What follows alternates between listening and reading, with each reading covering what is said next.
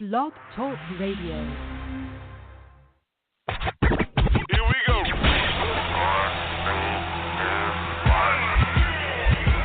Blast off. This is True Capitalist Radio. True Capitalist Radio. I am your host, the man they call Ghost. The badass of business. Give him capitalism or give him death. That's it. Period. Broadcasting from his Skyline office studios in beautiful downtown Austin, Texas. You sound fruitier than a box of Fruit Loops, for Christ's sake. And now, he'll take it from here. Your host, the prognosticator of prognosticators, the man they call Ghost.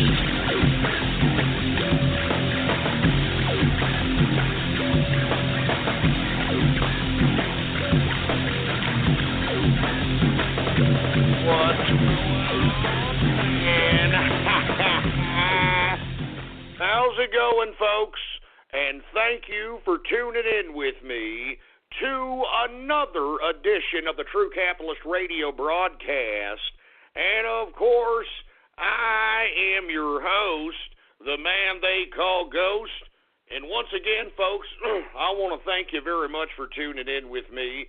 This is episode number 444. Episode number 444 for all the folks that are keeping track of the True Capitalist Radio Show. And before we get into anything else, I'd like for everybody to please spread it around like wildfire and let everybody know that True Capitalist Radio is in effect and in the house. And we are live every Monday through Friday, 4 p.m. Central Standard Time, right here on the official website on the True Capitalist Radio broadcast. The official website is blogtalkradio.com/ghost. That's blogtalkradio.com/ghost. And of course, if you have not done so, please follow me on Twitter, folks. The Twitter name to follow is PoliticsGhost. All one word, no underscores. PoliticsGhost is the name to follow. Now that we've gotten that all out of the way, folks, I want to thank everybody for tuning in with me. Got a lot of things to go over today, to say the least.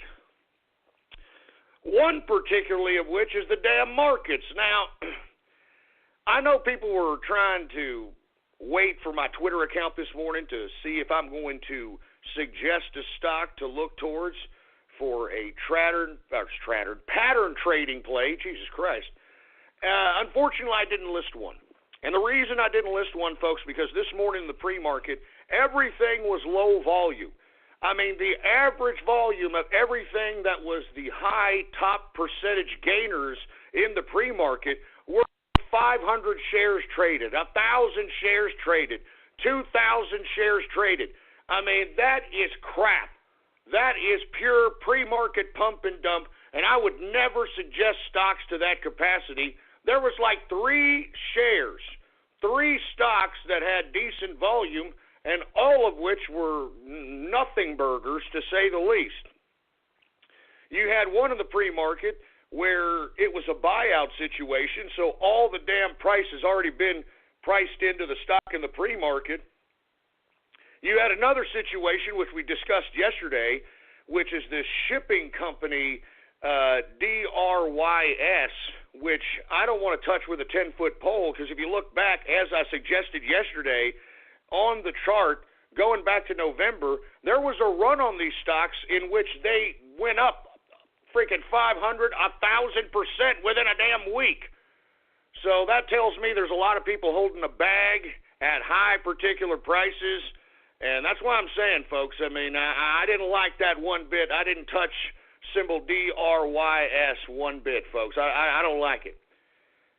I don't like it one bit. Not to mention there was a whole bunch of volume on that particular stock that the bots, the autonomous computers that trade in a matter of milliseconds just for a fraction of a cent, got a hold of that particular share throughout the day. And as far as I'm concerned, I'm not, you know what I mean? I'm not going to touch that with a 10-foot pole, all right? Now, Now, let me explain something else. There was Apple Computer today, folks, that was raising, and Apple Computer was raising on better than expected earnings, obviously, and on top of which they are now touting the $260 billion they actually have in their cash reserves. So all of a sudden, people started flocking to there, but it was only about 5% increase. 5% increase on the Apple Computer shares, and it fluctuated a little bit above 5%, a little bit below 5%. But you got to drop $129 a share just so that you can capture the rake of whatever liquidity, that's there, and it's not even working. So with that being said, folks, I didn't suggest a stock this morning because of the low volume.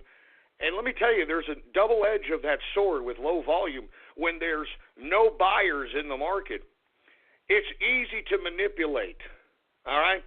Now, thank God there wasn't any kind of bad news that happened in the business news sector today, because that would have literally tanked the market.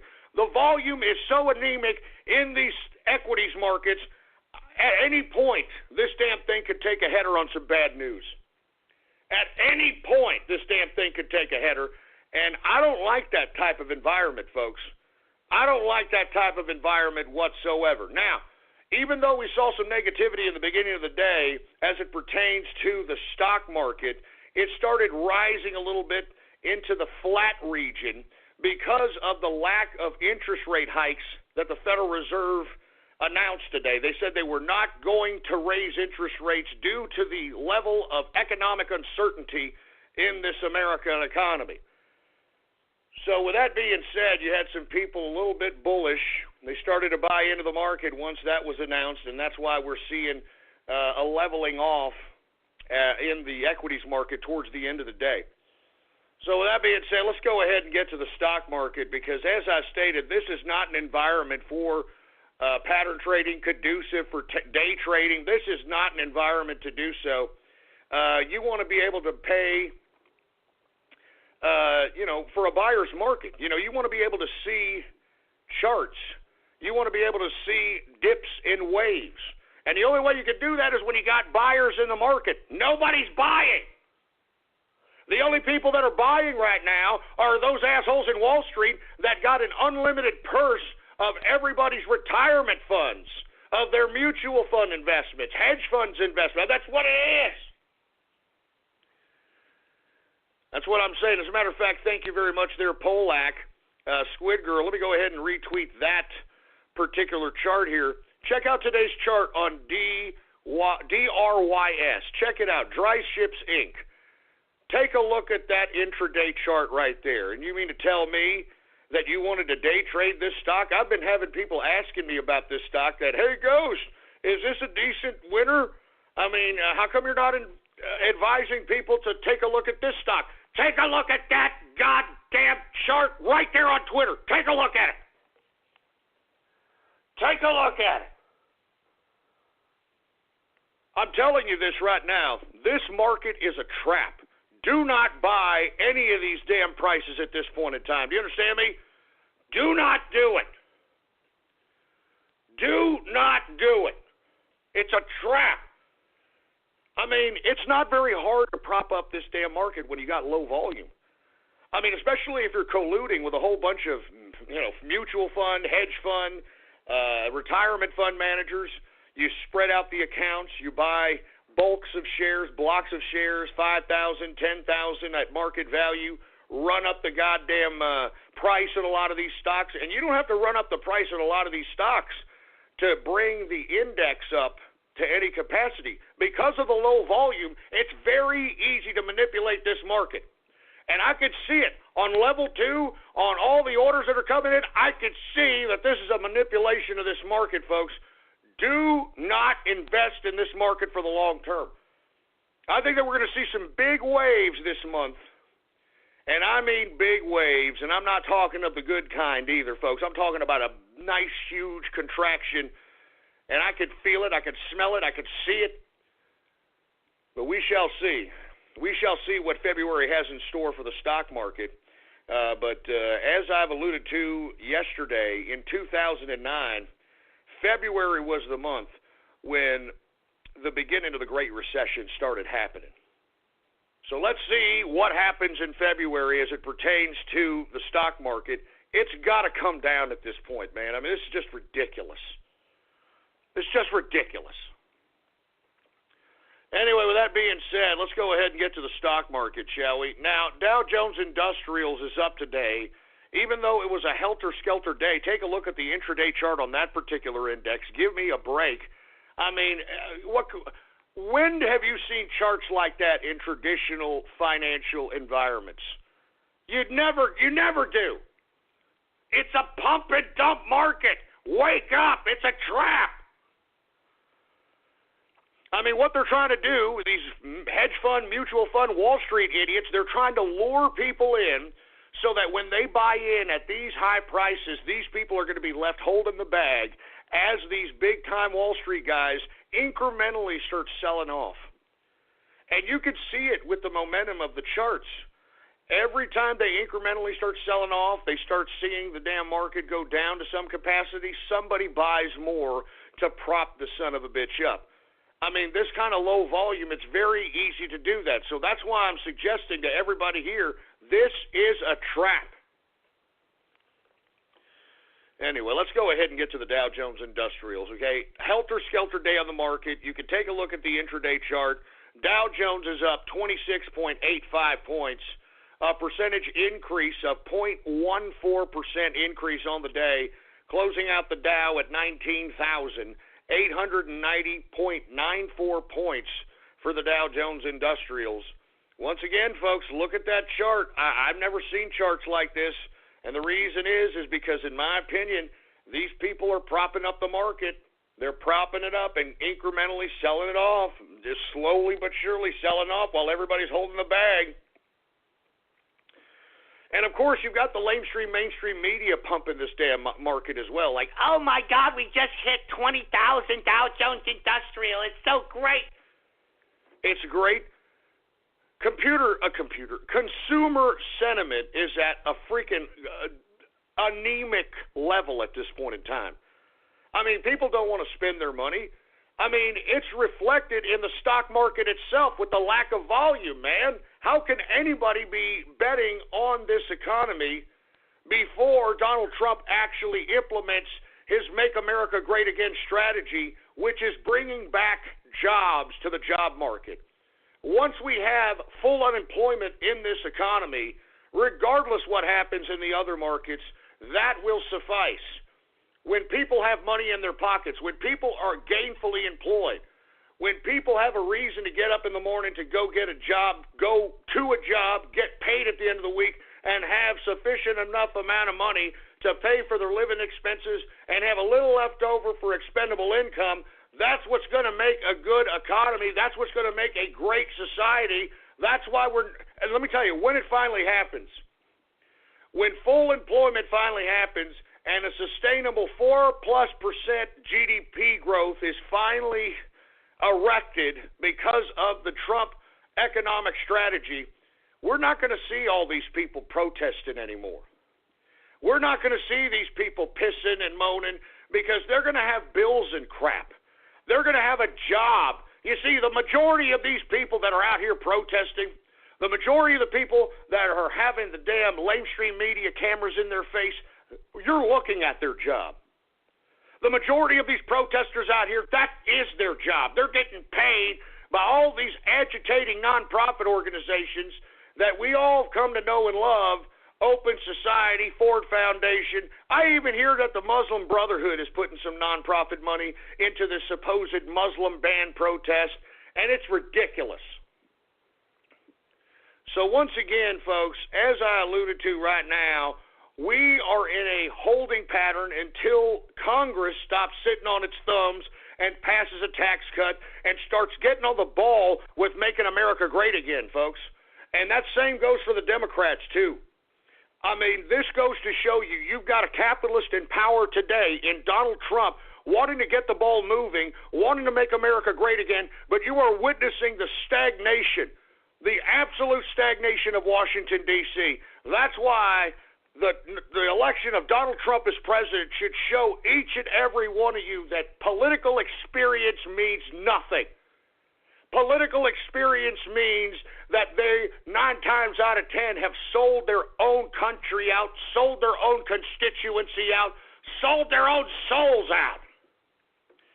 And what do they sell their souls out to, folks? This communist specter that is literally taking over our world in the guise of globalism. And I'm going to say this one more again. Communism is globalism. Globalism is communism. That's all there is to it. And I want to reiterate this, folks, that this is not a joke. I'm not just talking out my ass here. What was Russia prior to the fall of its previous regime, its previous communist regime? The Soviet Union is what Russia used to be called, the Soviet Union. And what do we have today, folks? What do we have today? Unelected bureaucrats in Brussels calling themselves the European Union. Take a look at what's going on in Africa. They have an African Union. As a matter of fact, they just anointed their new leader in the African Union. And as a matter of fact, the African Union is making a move on trying to get themselves out of the World Court. Just an interesting little tidbit there. And remember, during the Bush tenure, they tried to erect the North American Union. So as I stated, folks, this union idea, unionizing countries, the whole idea of a union is a communist adherent. That's why Russia used to be called the Soviet Union. And moreover, folks, I hate to keep reiterating this, but central banks, that is a concept that was promoted by Karl Marx himself in his work Das Kapital. I mean, central bank is an adherent of communism. And look at all the central banks all across the world. And you know, the only folks, not necessarily, the only country, I should say, that countries that don't have a central bank, well, they end up becoming America and the world's enemy. Iraq didn't have a central bank. It's gone. All right? Libya didn't have a central bank. It's gone. All right? North Korea obviously doesn't have a central bank. Iran doesn't have a central bank. I mean, you're starting to get it here? You're starting to get the picture? Calling the beautifully redesigned 2017 Mercedes-Benz CLA simply a four-door coupe is like describing a world-class athlete as just a good runner. With its sleek profile and powerful turbocharged engine, the CLA offers agility and design that are unmatched in its class, and it's available now at an exceptional price. Why drive any four-door coupe when you could be driving the 2017 Mercedes-Benz CLA? Visit MBUSA.com/CLA to learn more. Mercedes-Benz, the best or nothing. So anyway, with that being said, folks, what Donald Trump's presidency represents is the capitalist revolution. That's why yesterday I tweeted a Michael Moore tweet in which he is talking about a coup that is going on in this country. And I just want to reiterate this. Hey, Michael Moore, there ain't no coup. We've already taken control of state power. The capitalists have taken control of state power, and your little fat, pompous, leftist, wannabe socialist, hypocritical fat ass has nothing to say about it other than to sit there and like it, or you're going to be thrown in goddamn prison where you belong because you're agitating violence, you're agitating civil unrest, and that's all there is to it. And same with this Lady Gaga. Isn't this dumb piece of hermaphrodite garbage? I mean, isn't this woman supposed to be singing during the Super Bowl national anthem? Let me tell you something. If you're rich enough to be able to be at the Super Bowl and you are a leftist and whatever this damn disgusting, despicable, hatchet-faced slutbag decides to say against Donald Trump and you agree with it, you should literally punch yourself in the face. I'm not even joking around. Somebody next to you should kick you in the balls. All right? And look, I am calling on everybody that is going to the Super Bowl when this dumb, disgusting, despicable, vile, pathetic, wannabe leftist. I mean, let me tell you something about Lady Gaga, okay? Right after right after the election of Donald Trump, Lady Gaga shows up at the front of Trump Tower as if she's doing something, standing in solidarity, protesting against Trump. And then once she got tired, She was whisked away in a Rolls-Royce Phantom. Yeah. After protesting for the people, supposedly right after Trump's election, and she got tired, she was whisked away in a goddamn Rolls-Royce Phantom. That's a $500,000 car, man. That's a $500,000 car. And this woman is going to try to claim that she is a person of the people. She's going to claim that she understands the politics of human rights. I mean, you're being whisked away in a $500,000 car, you hermaphrodite, hatchet-faced piece of two-timing, four-flushing crap. Let me tell you something. Everybody who's there in the Super Bowl, who's going to be there, I say start throwing your beers at Lady Gaga if she says any goddamn thing about our president. I'm not even joking around. I'm talking en masse. Throw your goddamn rally towels. Throw a tomato at her. I don't really give a crap. We cannot allow these dumbass, hypocritical Hollywood pieces of crap to think that they can get away with this. They think they can use their celebrity to try to influence politics. We cannot let them do this.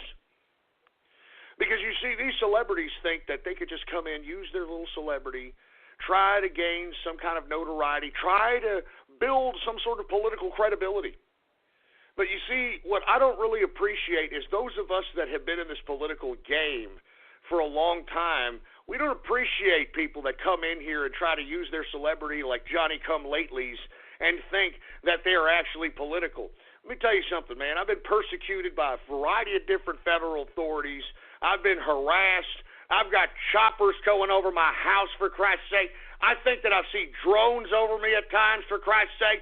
I've been doing this for a long time. And then when I see some stupid, dumbass celebrity piece of trash like Lady Gaga over here trying to think that she's some woman or man or hermaphrodite or pansexual or whatever the hell she thinks she is of the people, and then she's out there protesting right after the election of Donald Trump in front of Trump Towers, and then when this dumb, stupid, disgusting, skankosaurus, salmon-smelling, cheese-hole-loving scumbag decides that she's a little tired, she doesn't want to protest anymore, she's whisked away in a $500,000 Rolls-Royce Phantom.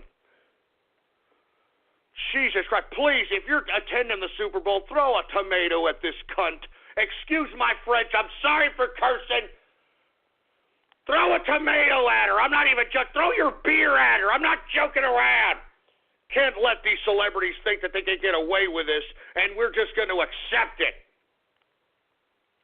Throw a tomato at that pansexual Peter Puffer. Jesus Christ, man. Can't believe this. And you know what? I don't mean to get off of this tirade about the Super Bowl, but did you hear who's going to be flipping the coin? Huh? George H.W. Bush. Jesus Christ, man. Old piece of deep state, disgusting black operation. Everything that has ever happened in the United States in the past 50 years, this idiot has had his fingerprints on it. Old freaking George H.W. Bush, and this idiot is going to come out after he stumbles out of the damn hospital, and he's going to flip the coin for the freaking Super Bowl. Go shove it up your ass. Old piece of crap. I'm serious. Go shove it up your ass there, Bush. You want to know why you don't want to die? Because you're scared to die. I can tell you that right now. You're going to have to meet Moloch, and Moloch is going to want to pay the piper and, maybe take it out of your old clogged up pooper. Anyway, folks, look, I'm sorry. I'm going off keister here. Let's go back to the goddamn markets. I'm upset. I'm angry, for Christ's sake, man. I can't believe that here we are. We have to sit here and continue to play this charade with these leftists, continue to abide by these ridiculous civil unrests, these riots, under the guise of protest. I'm sick of it. I'm sick of it. And listen, I'm not joking. If you see Lady Gaga, she says one thing about Donald Trump, please, everybody in the Super Bowl, just start throwing tomatoes, freaking beers. All right, just throw it at her. Throw it at her. Going to make the freaking Super Bowl political. Throw something at her. There's going to be, I don't know how many thousands of people there at the Super Bowl. Throw something at this disgusting, despicable human being. Anyway, with that being said, let me go on with the markets here. Let's get to the S&P 500. My apologies, folks. I'm upset, man. I'm upset. I'm angry, all right? Anyway, S&P 500, once again, same story as the Dow. Kind of helter-skelter, closing out in the flat zone, meaning nothing. A nothing burger today in trading. All right, S&P 500 is up today 0.68 points on the day, a percentage increase of 0.03% increase on the day, closing out the S&P at 2,279.55 points for the S&P 500. We've got the NASDAQ. The NASDAQ is up today, folks, 27.87 points. A percentage increase of 0.50%, closing out the NASDAQ at 5,642.65 points for the NASDAQ composite. Once again, helter-skelter, somebody is keeping this goddamn market propped up, and I'm telling you this right now, it's only a matter of time before this whole damn thing collapses. Mark my words, all right? Mark my goddamn words, okay? If there is any kind of bad news, this market could take a header minus 300 or 400 points like that, in a snap. Mark my words, anytime this February, all right? Anytime this February, if there's some bad news that comes out, be expecting 300 or 400 point drops. As a matter of fact, I think they pull the plug on the market if it falls below, I think, 600 points. If the Dow Jones Industrials happens to fall 600 points in one day, they pull the plug, which I think is a bad idea because that's only going to get investors even more antsy, and when they put the plug back in, it's even going to be more selling as far as I'm concerned. But, hey, these are the experts. Anyway, let's go ahead and get some commodities, shall we? Now, once again, because we didn't see any change in the Federal Reserve interest rates, we should see some modest rising in commodities, and let's see if it's reflected, shall we? Now, once again, I have no idea what the hell's going on in energy. Energy at this point in time is, I really don't know what the hell's going on. I mean, you got OPEC claiming that they're doing production cuts. Saudi Arabia, believe it or not, is, I mean, it's barely there now, folks. Have you read about Saudi Arabia lately? I mean, these guys are overproducing on the down low. They've had to inject $20 billion in their goddamn banking system so that they can keep their goddamn their banking system solvent. I mean, Saudi is going through some bad times right now, and good for them because they should have thought about this. Instead of blowing all this stupid, ridiculous money on the royal family, because they're a bunch of pompous assholes, folks. I'm going to be honest with you. Saudi Arabian royal family, the House of Saud, what a bunch of hypocritical Muslims. All right? They're out here funding all these madrasas and trying to spread fundamental Islam, Wahhabist fundamental Islam all across the country, all across the world, I should say. And meanwhile, what are these guys doing? These guys are drinking off the best booze. These guys are importing women and screwing them in orgies, and I mean, they're perverts. I'm not even joking around, man. One of these Saudi princes, all right, he named one of his yachts, I kid you not, folks, it's not a joke, he named one of his yachts Tits. Tits. I'm not joking. This is the House of Saud. I'm not joking around. Names one of his yachts Tits. And this is supposed to be a devout Muslim, huh? Give me a freaking break. And somebody is tweeting at me saying, I've seen articles saying OPEC shipping has reduced, but at the same time, U.S. is producing. And you're absolutely right. I read this month, I believe, 9 million 9 million barrels of oil have been produced in America alone. So I don't know what the hell's going on in this energy sector, folks, but I'm not touching it. I mean, remember, I said that the time to get on the energy train is over. When I started broadcasting again back in March in 2016, that was a great opportunity to be able to ride. I think it was in the lower 30s, I believe. I think it was like $30-something a barrel. Perfect opportunity to get in here, and at that time, ride it into the summer, into the fall, which we saw the $50, close to $60 barrel. And if you would have gotten out at that particular time, you would have cashed out generously. Right now, I don't know what the hell's going on. I have no idea what the hell is going on.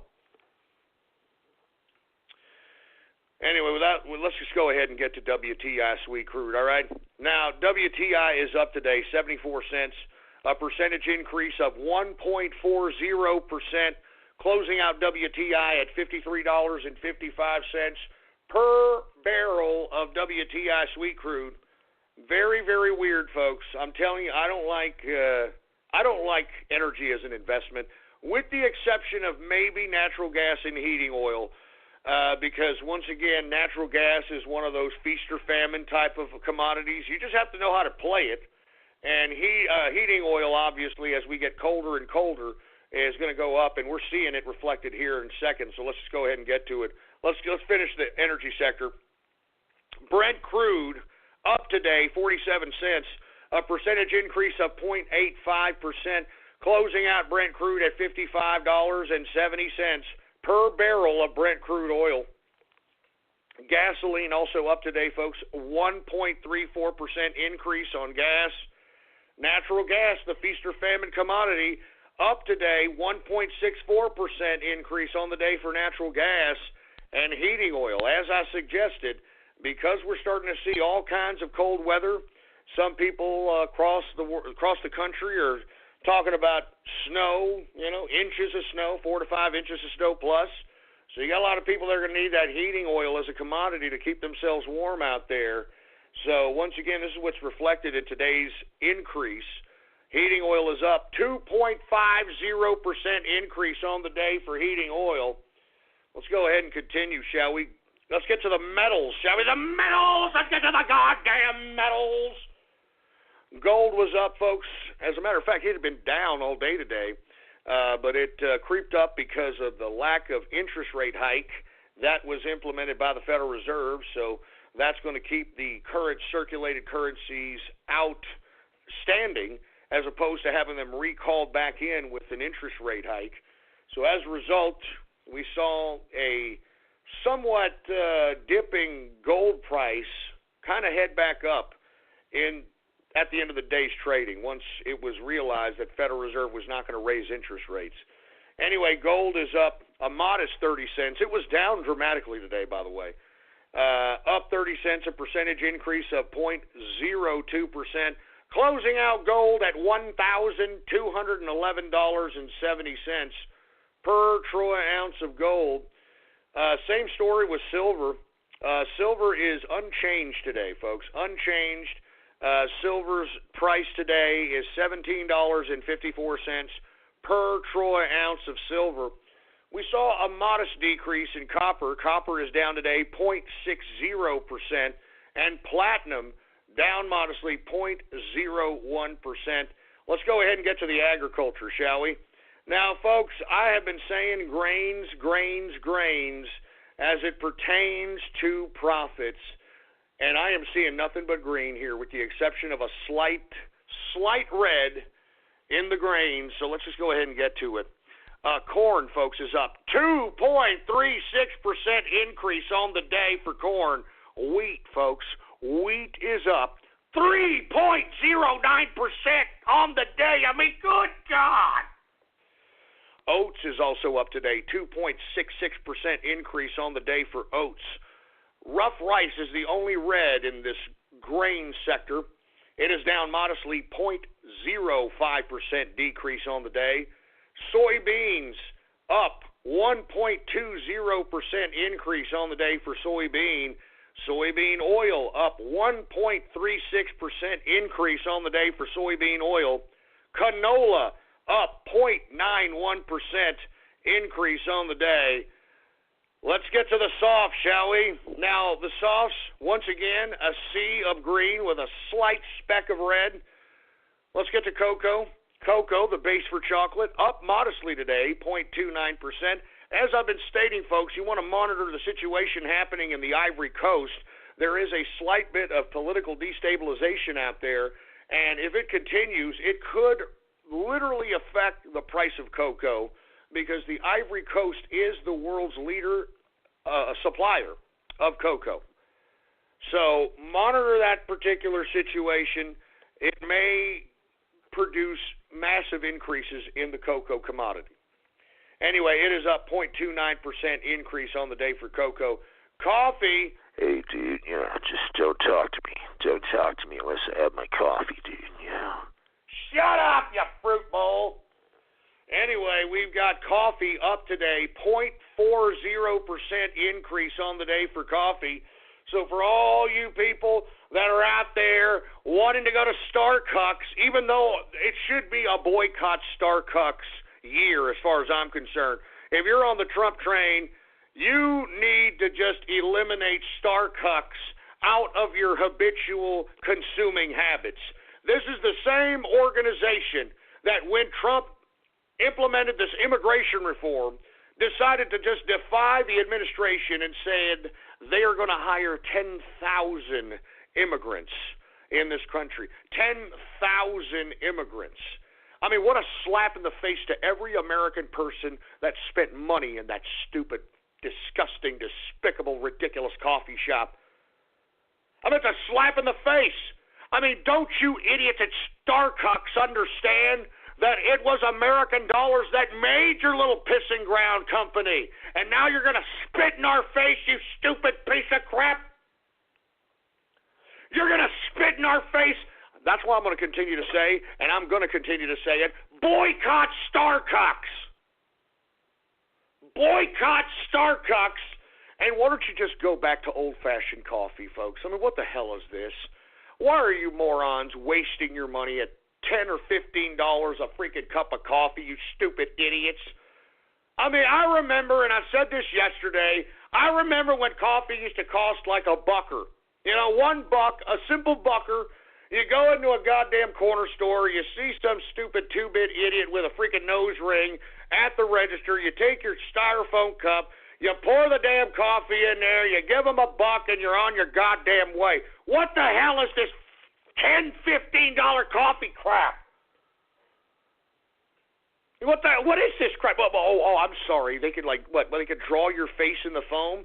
Huh? Is that it? That's what makes you happy in the pants? You stupid morons. That's why I hate coffee. All right? Anyway, let's move on. All right, let's get to sugar. Sugar is up today, 1.91% increase on the day for sugar. Orange juice down modestly, 0.90% decrease on the day. We've got cotton. Cotton is up 2% increase on the day for cotton. And somebody from Canada, from the Inner Circle, enlightened me about a certain lumber dispute that's happening between Canada and the United States that had always been a long-standing lumber dispute, but has just been reignited thanks to Donald Trump's presidency. And because of that, I guess we were going to start seeing increases in lumber. I mean, this gentleman, what's going on to Forest, this gentleman said that, hey, have you heard about this dispute? It's now been reignited because Donald Trump is president, and this may affect the lumber prices, and this is exactly right. I mean, look at this. Lumber is up 2.39% increase on the day for lumber. I mean, that's major. That is major.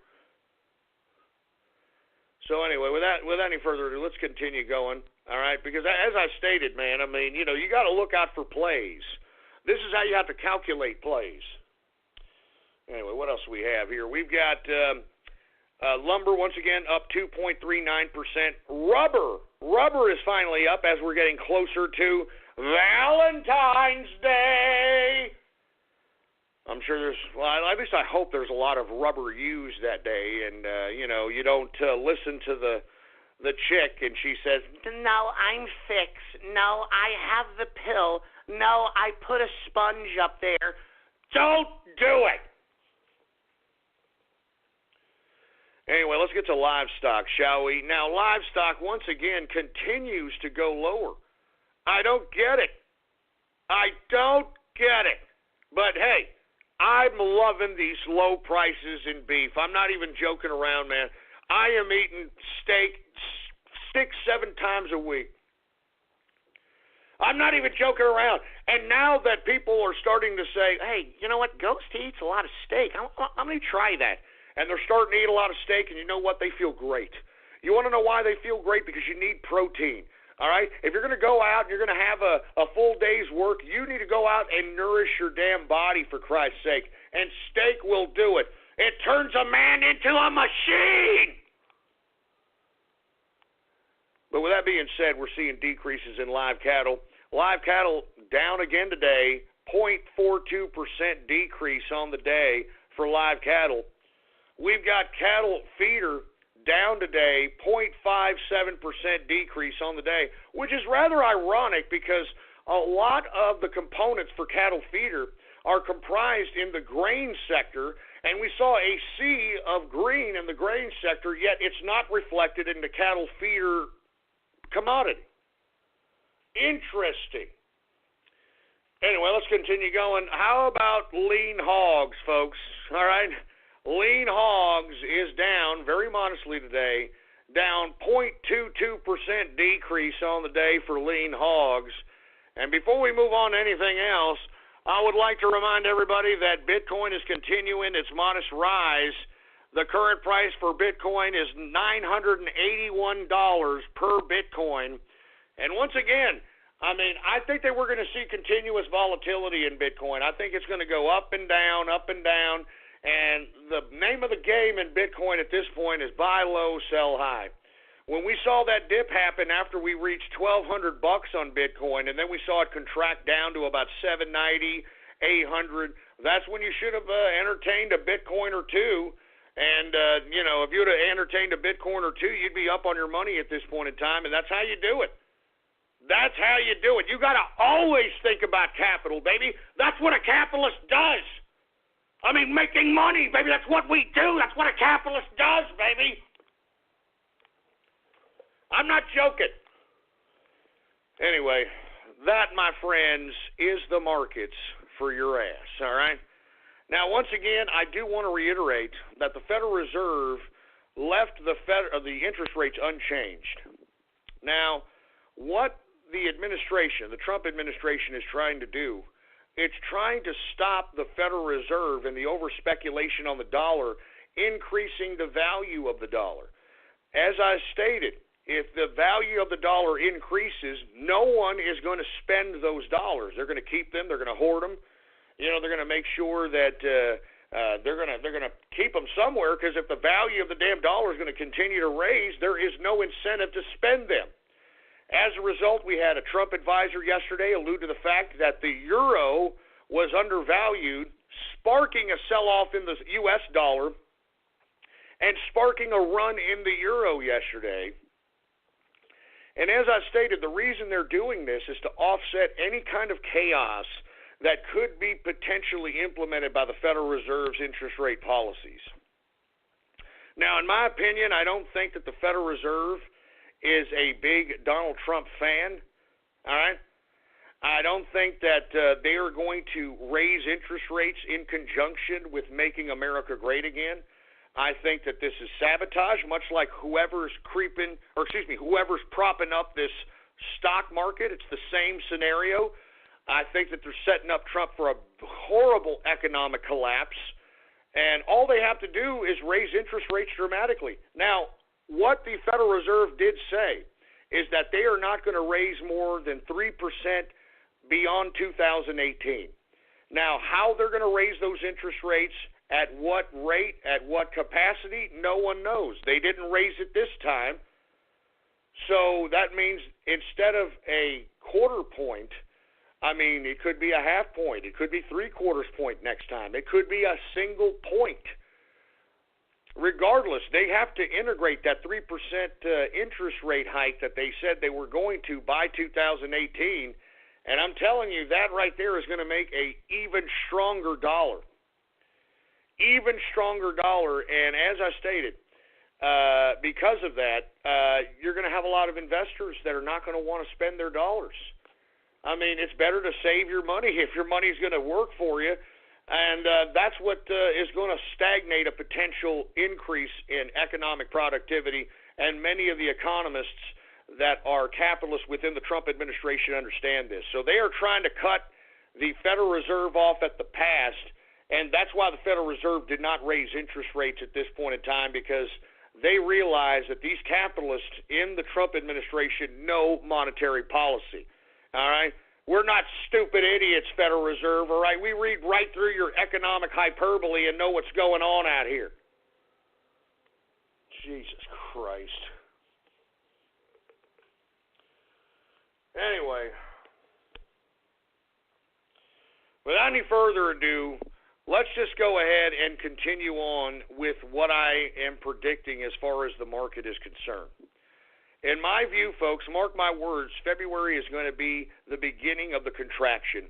We could see it at any time, and the basis of my postulation of this is the fact that there is no buyers in this market. And the only buyers that are in this market are the colluded groups that are propping this market up for whatever reason. And, of course, I know what the reason is. It's a pump and dump. They're trying to lure suckers into the market, buy in at these high prices while they incrementally sell. And if it starts selling off too much, that could trigger a sell-off. They start propping up the goddamn market again. I mean, just observe the Dow Jones Industrial for a day, and you'll see exactly what I'm talking about. I mean, the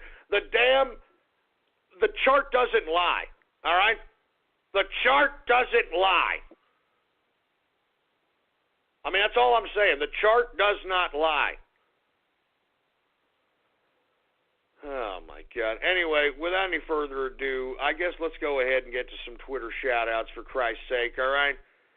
I mean, I guess. I mean, I'm not really looking forward to Twitter shout-outs. These Twitter shout-outs have all been pissing me off as of late. But before I do get into Twitter shout-outs, I'd like to remind everybody that we did put up last night the True Capitalist Radio Valentine's Day cards, folks. That's right, and they are going fast. I really can't believe how fast they're going, folks. $5 a piece. There's two of yours truly, one of the engineer. You can get them right now at ghost.market. Type that in your browser right now, ghost.market, and go ahead and, hook it up. It's for a limited time, folks. Each one of these are going to be numbered. They're probably only going to be up for about a week, because next week I'd like to give enough time to send these off so folks within the North American region can at least have them by or around or at Valentine's Day itself. So once again, folks, I'd like to reiterate, the Valentine's Day cards are there, baby. And look at those Valentine's Day cards, for Christ's sake. Look at that. Look. I mean, that's awesome. I mean, who wouldn't want a True Capitalist Radio Valentine's Day card, man? They're adorable, for Christ's sake, if I don't say so myself. Look at it. You got one of me holding a damn money bag saying, let's capitalize together, Valentine. I think that's great. I got another one of me holding a pot of hearts of different colors saying, you're my melting pot of friendship. Oh. And look, there's the last one, the engineer. Do you like yours, engineer? Yeah. I'm telling you, that looks great. You got the engineer pictured with two thumbs up saying, you're the talent, Valentine. Why don't you just get in the Valentine's Day spirit, whether you're buying it for someone else, your pet, or yourself, because no one loves you. I mean, just hook it up, man. I'm just saying, hook it up. That's all there is to it. Anyway, without any further ado, let's go ahead and get to some Twitter shout-outs. Do we got any Twitter shout-outs there, engineer? All right. Well, without any further ado, let's go ahead and get to some Twitter shout-outs right now. And if you want a Twitter shout-out, all you have to do is retweet the tweet that states True Capitalist Radio Live. That's the tweet to retweet if you want a Twitter shout-out live right here on the broadcast. Once again, the tweet to retweet is True Capitalist Radio Live. Anyway, do we got any Twitter shout-outs, engineer? All right, let's go back. Let's just get to them, all right? Let's get to them right now. All right, we got Benton Bannon. We got Sneak Man in the house. What's going on? We got the Green Leader. What's going on to the Green Leader? You were right. Brexit is in the house. We'll talk about that later. We got the TCR Engineer. How you doing, man? We've got Juggalos for Ghosts. Shut up, you stupid moron. Death to Canada? Really? Death to Canada? That's horrible, man. I mean, look, I'm not a big friend of... I don't like Canada, but I don't think they deserve to die, jerk dick, all right? Jesus Christ. Who else? We've got the Smiler in the house, Congo Mueller. We've got the Jizzmaster 3000. Jesus Christ, man. Who else do we have here? We got Ghost Made Me Shoot Him. What the hell you talk? Shut up! Who else we got here? We've got Silent Capitalist. What's going on to Silent Capitalist? We got Cam the Man. We've got Lulz in the house. What's going on? We got the Pendulum Magician. Once again, you want a Twitter shout-out, all you got to do is retweet the tweet that states True Capitalist Radio Live. And I'm going to go ahead and give you a Twitter shout-out live right here in the broadcast, right here and now. Who else do we got going on over here? We've got... I'm not going to say that disgusting name. We've got OG Toru in the place, ND Juicy in the house. We've got Sell One Piece merch. What the hell does that mean? What the hell does that mean? Farting on the Alamo, asshole? Don't you dare besmirch the Texas martyrs like that, you son of a bitch. Don't you dare. Don't you dare. Anyway, we got Remington in the house. We've got CDI Fan 237, the trans boy. Man, don't even kid around about that, you sick, twisted prick. We've got Man Bear Pig Joe. Hopefully everything's going all right post-surgery, man. Thoughts and prayers going out to you. We got Lifehouse in the house. 300K Apple Short. I heard that was a troll, man. I heard that was a complete troll, and he didn't short Apple, and it's a bunch of crap. So, I mean, once again, I think, the internet got trolled. We got TC Capitalist in the place. What's going on? We got NRJ Commando. We got Sergeant Yoda in the house. What's going on, Sergeant Yoda? We've got AL the Game Freak. There's Flamin' Nipple Chops. Haven't seen Flamin' Nipple Chops in a minute. There's Blood Fart. We've got Goldner Adler in the place. What's going on? We've got Dead Moose. Well, no, shut up. I'm not saying that disgusting name, you sick, twisted prick. Ghost Swear Jar. Ghost Swear Jar? Are you kidding me? I'd make somebody $1 million if I had a swear jar. We got the Brony Network in the house. We've got Cat Scratch Bieber. What the hell is that supposed to mean, you sick pricks? We've got Agent Oblivion. We've got 6 Swiss cheesed kebabs. 6 Swiss cheese. Oh, I know what you mean by that, you son of a... I know what you mean by that. I know what you mean by that. Give me the mic. Give me the mic. I know what you assholes mean by that, and I really don't appreciate it one bit, all right? I know what you mean by that. Jesus Christ. Who else do we have here? We got Supa in the house. What's going on to Supa? We've got Super Gaga halftime. No. Let me tell you something. I am calling on everybody who is at the Super Bowl. I mean, what are Super Bowl freaking tickets going for nowadays? What, $5,000, $10,000 a piece? I mean, anybody who can afford that and is going to just sit there and pallet Lady Gaga besmirching our president, you should be kicked in the balls But once Lady Gaga besmirches our president, take your goddamn beer and just throw it at this stupid hermaphrodite. Throw a tomato at her. I'm not joking. I want to see it. Wouldn't that be great? Wouldn't that be a great Super Bowl, seeing this disgusting, stupid human specimen being douched with beer? I'm not joking. Douche Lady Gaga with beer this Super Bowl. That should be a meme right now. That should be a goddamn meme. Douche Lady Gaga with beer this Super Bowl. That should be a goddamn meme. Calling the 2017 Mercedes-Benz GLA simply a compact SUV is like describing a cathedral as just 4 walls and a ceiling. The GLA is both a beautiful work of design and one of the most functional SUVs in its class, and it's available at an exceptional price. Why drive any compact SUV when you could be driving the 2017 Mercedes-Benz GLA? Visit MBUSA.com/GLA to learn more. Mercedes-Benz, the best or nothing. Jesus Christ. We got Xbox's real work. What's going on? We've got BN King recording Inner Circle. What? What? No, that better not be true. That better not be true! That better not be true, you son of a bitch! That better not be true. If I find out about it, I'm kicking some ass! That better not be true! God damn it, that better not be true! Give me the mic! Give me the mic!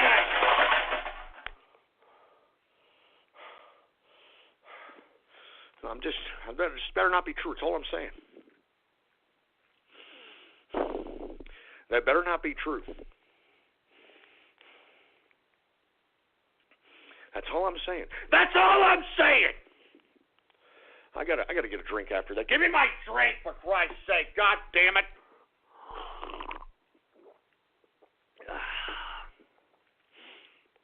And that better not be who I think it is. It's, making all these names. That better not be, hey guys, how you doing? I'm King Adam Dead here, once again. How you doing? I'm here with my best bud over here, my best friend, my internet friend here. His name is 727. Say hi, 727. Hey, hi guys, I'm here with Grandpa A's and loving this here. That's right. We're sitting here in the Inner Circle short bus. And you want to know why we're sitting here? Because we like being a little retarded naughty. That's what we like. We like being retarded naughty. Jesus Christ. Anyway, that's enough. Hey, Mass Pony, come over here. Are you in on this too? Well, yeah, because I don't like that Ghost said that he doesn't like nice, heartwarming stories about incontinence. All I'm doing is sitting there with nice little heartfelt stories. Anyway, that's enough. Anyway, let's continue going, folks, all right? I mean, don't piss me off.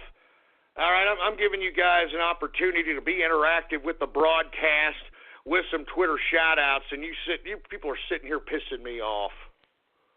You people are pissing me off. For Christ's sake. Anyway, let's continue going for Christ's sake here. We've got Raiden Snake, who's hacked again. Hey, Raiden Snake, who are you? I mean, you must be like, a super, spy or something. I have never heard anybody getting this hacked. All right, this hacked in my life. I mean, how many times has you been hacked since I've been on the air? At least about a half a dozen times. At least about a half a dozen times. What are you doing there, Raiden Snake, that makes you a target of hacksaws? I mean, do you have some information or something on your computer that I don't know about? I'm just saying, man. I'm like half a dozen times you've been hacked. I mean, I'm not getting mad at Raiden Snake. I just want to know who he is. I mean, when I think of Raiden Snake, I think of the little gecko on, the Geico commercials. No offense, Raiden Snake, you know what I mean? And I like Raiden Snake. I like the way he talks. That's why I bring him on all the time, these fucking guys, he fucking breaks it, you fucking shit, you're talking about, you see what I'm talking about. You know what I'm saying? Anyway, Raiden Snake, what's going on? You need to secure your computer. I hope everything's okay. We want you back out there, all right? We want you back in the inner circle. What's going on with Brexit? You're Theresa May. You're so fucking caught. You're talking. I want that back. All right. I want my Raiden Snake back. It was Russian hackers, wasn't it, Raiden Snake? My Russians. I'm telling you, I know it. Anyway, who else do we got here? Hopefully Raiden Snake gets everything straightened out and, he's all right. Who else do we got here? Once again, you want a Twitter shout-out, retweet the tweet that states True Capitalist Radio Live, and I'll give you a shout-out live right here on the broadcast. We got Rifle Kick 6 in the house. We've got OK Michael, whoever the hell that is. Havel the Rock in the place. Who else do we have going on over here? I'm not going to say that disgusting name. I'm not saying that name. Porky Amendments. What is this? Sell Richard Spencer merch? You son of a... Screw that asshole! Screw Richard Spencer, that stupid Rooski! He's working for the Rooskies! That son of a bitch is working for the Rooskies! That son of a bitch, Richard Spencer, is working for the Rooskies, and I know it, and anybody with any goddamn common sense knows it too. That son of a bitch, Richard Spencer, is working for the Rooskies. And you can tell him I said that. You can tell his wife I said that. I'm calling him out. I'm calling them out as Rooski lovers. I'm calling them out as Rooski agents. Jesus Christ, man. Give me the mic.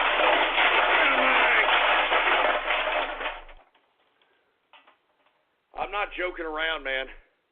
I'm calling out Richard Spencer, the supposed gay white nationalist. All right? I'm calling him out as working for the Rooski. Same with that disgusting pro-Bolshevik wife of his.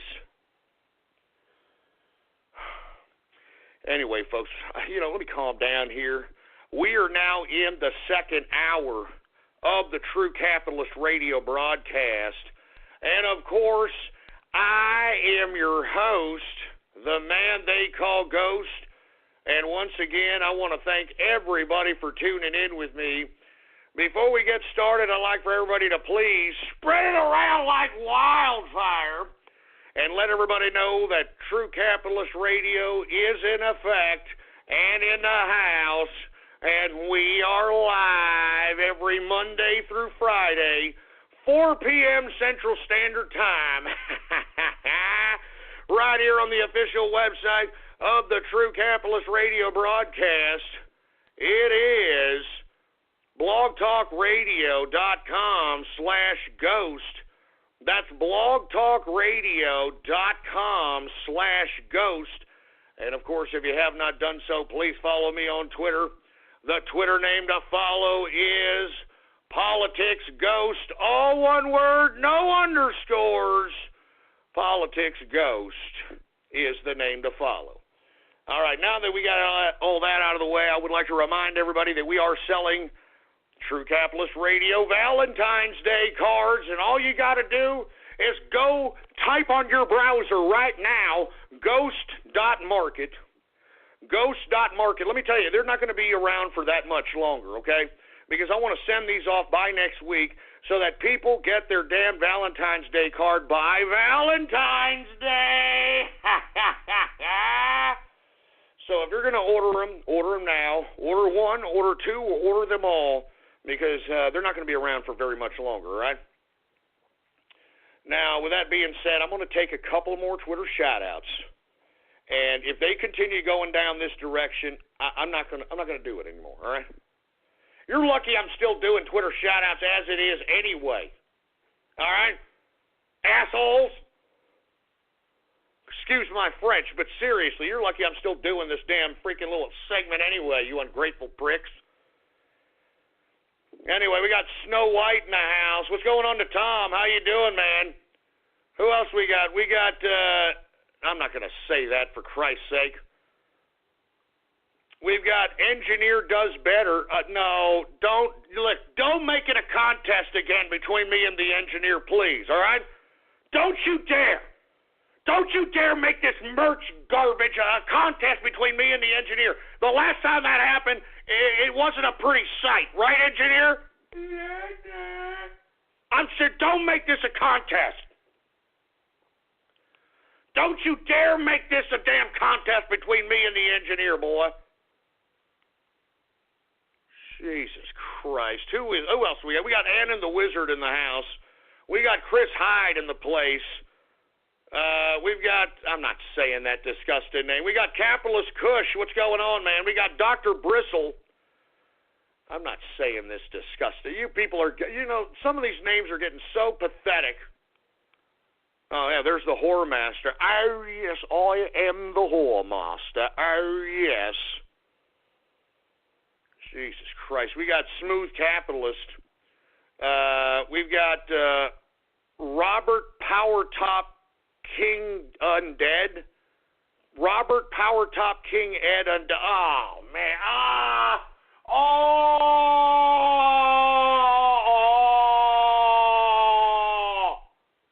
Who the hell made that? I have no idea. Anyway, we got Baxter Chan in the place.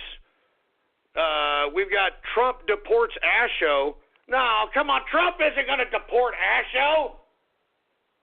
Trump's not going to deport Asho. Come on. Don't spread that lie.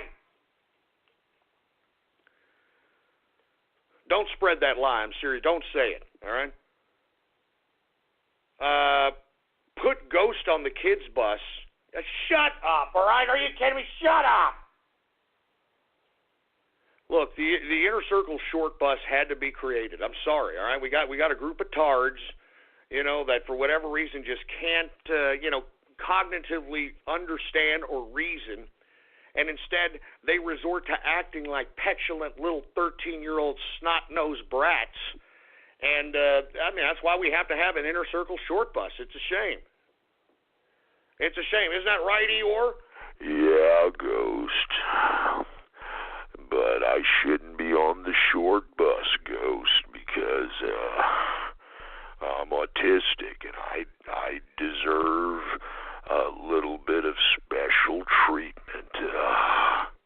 All right, shut up, all right? Just shut up. Jesus Christ, man. Anyway, who else do we have here? We got Choco Latte. We got Boat in the house. What's going on to Boat? Who else we got? We got Norwegian Capitalist in the place. I'm not, you're getting sick. Some of you guys are getting sick with these Twitter names, and I just can't stand it sometimes, man. I'm trying to go over some of these people are sick. Look, Wasteland Poop Tickler. All right, Wasteland Poop Tickler. Ghostard B. Spencer. Listen, that's not even funny, you jerk. All right? That's not even funny. Don't compare me to that Closet Rooski. Do you understand me? Do not compare me to that Closet Rooski. Disco Waffle for Short Bus. You know what? I'll consider it. All right? I'll consider it. All right? I'll consider it. Jesus Christ. Gator Tots. That's great. Who else do we have here, for Christ's sake, man? Listen to me, man. I'm only going to take a couple more of these, and we're done. All right? We're done. Anyway, we got first of the month. Oh, I'm sure you like that, don't you? Well, I hope that you don't live in a sanctuary city, because first of a month ain't going to come to you here pretty soon enough there, boy, because your little politicians in your municipality think that illegal immigrants supersede your citizenship. So keep laughing, baby. Keep laughing. This whole, man, baby, my kids, baby. I get welfare because of my kids, baby. You're not understanding, baby. My kids, baby. That excuse is long gone, all right? That excuse is long gone, and you ain't going to be able to continue to do it. I'm telling you this right now, all right? We got the Domino's diddler, for Christ's sake. Oh, my God. Listen, I'm not, you know what? You sick pricks. You know what I mean? You guys are sick ass cracks. Oh, my God. Short bus circle jerk, all right? Jesus Christ, man.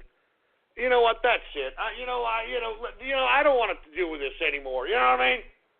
I'm not doing this anymore. I'm not giving you idiots the time of day to make me look like an idiot on my own broadcast, all right? And let me tell you, you continue to do this, you may piss me off. I may just end the goddamn broadcast early. I'm not even joking around, all right?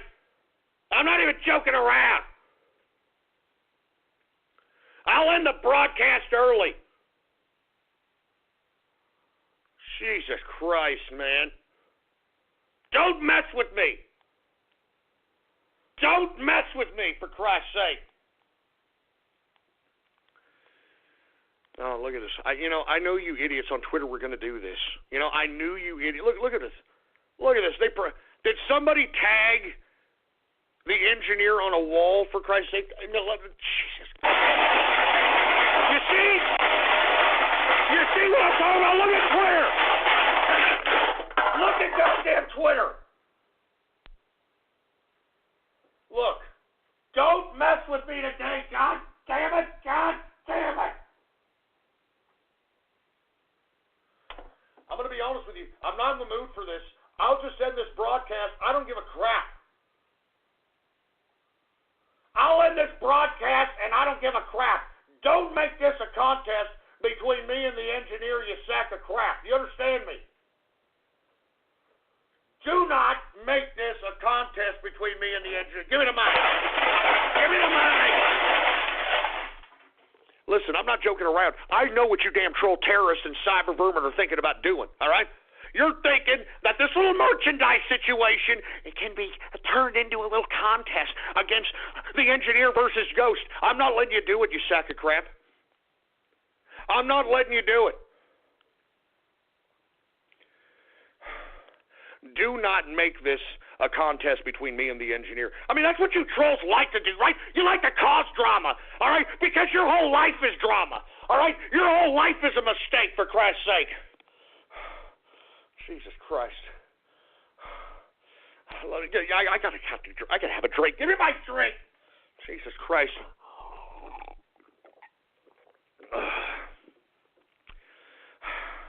I'm telling you, I get no goddamn respect around these parts, for heaven's sake, man. Do you understand me?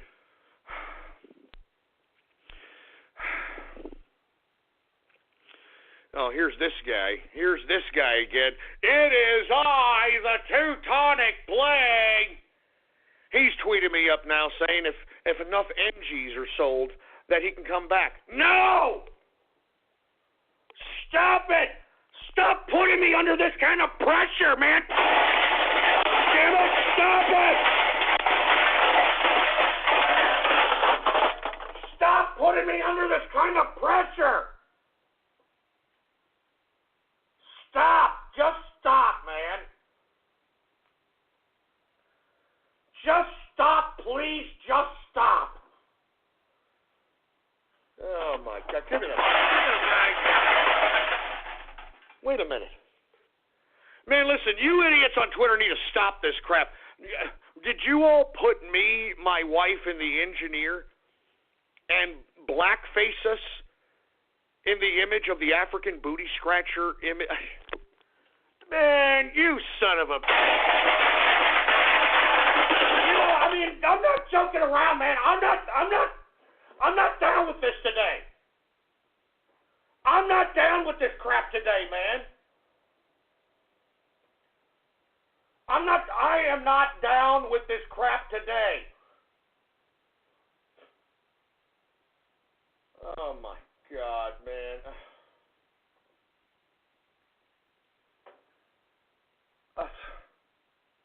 I'm going to end this broadcast, man. I'm not even joking around, all right? I'm going to end this goddamn broadcast if you people keep messing with me. You understand that? I'm going to end this broadcast if you people keep messing with me. I mean, you put me and my wife and the engineer in blackface. What am I supposed to think about that?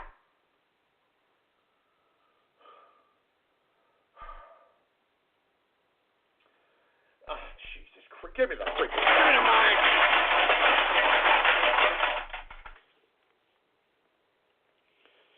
Oh, my God. Oh, Jesus. I don't know what the hell to say anymore, for Christ's sake, man. I have no idea. Stop it. And look, they're still doing it. Look, you got me driving a short bus, huh? Is they look at, oh, yeah, real funny. Stop tweeting at me already, all right? Stop it. Just stop it. Just stop it, man. Please just stop it, man. I'm not joking around. Just stop. Jeez. They got me riding a short bus. They've got me driving a short bus, man. All right, listen, I've had about enough of this. I'm not going to do this, all right? I'm not going to do this, for Christ's sake. I'm not going to continue. You know, I'm going to ignore Twitter before I start getting so pissed off that I just want to end the broadcast. I'm going to do it. I feel like doing it now. I don't feel like doing this damn broadcast today. I feel like taking the day off, all right, and kicking back, for Christ's sake. Maybe consuming some goddamn alcoholic beverages, for Christ's sake, instead of sitting here commiserating with you people. Oh, Jesus Christ, man. I just... Let me just calm down here. I'm not even going to look at Twitter anymore. I'm not even going to do it. Anyway, where the hell was I at, engineer? God damn it.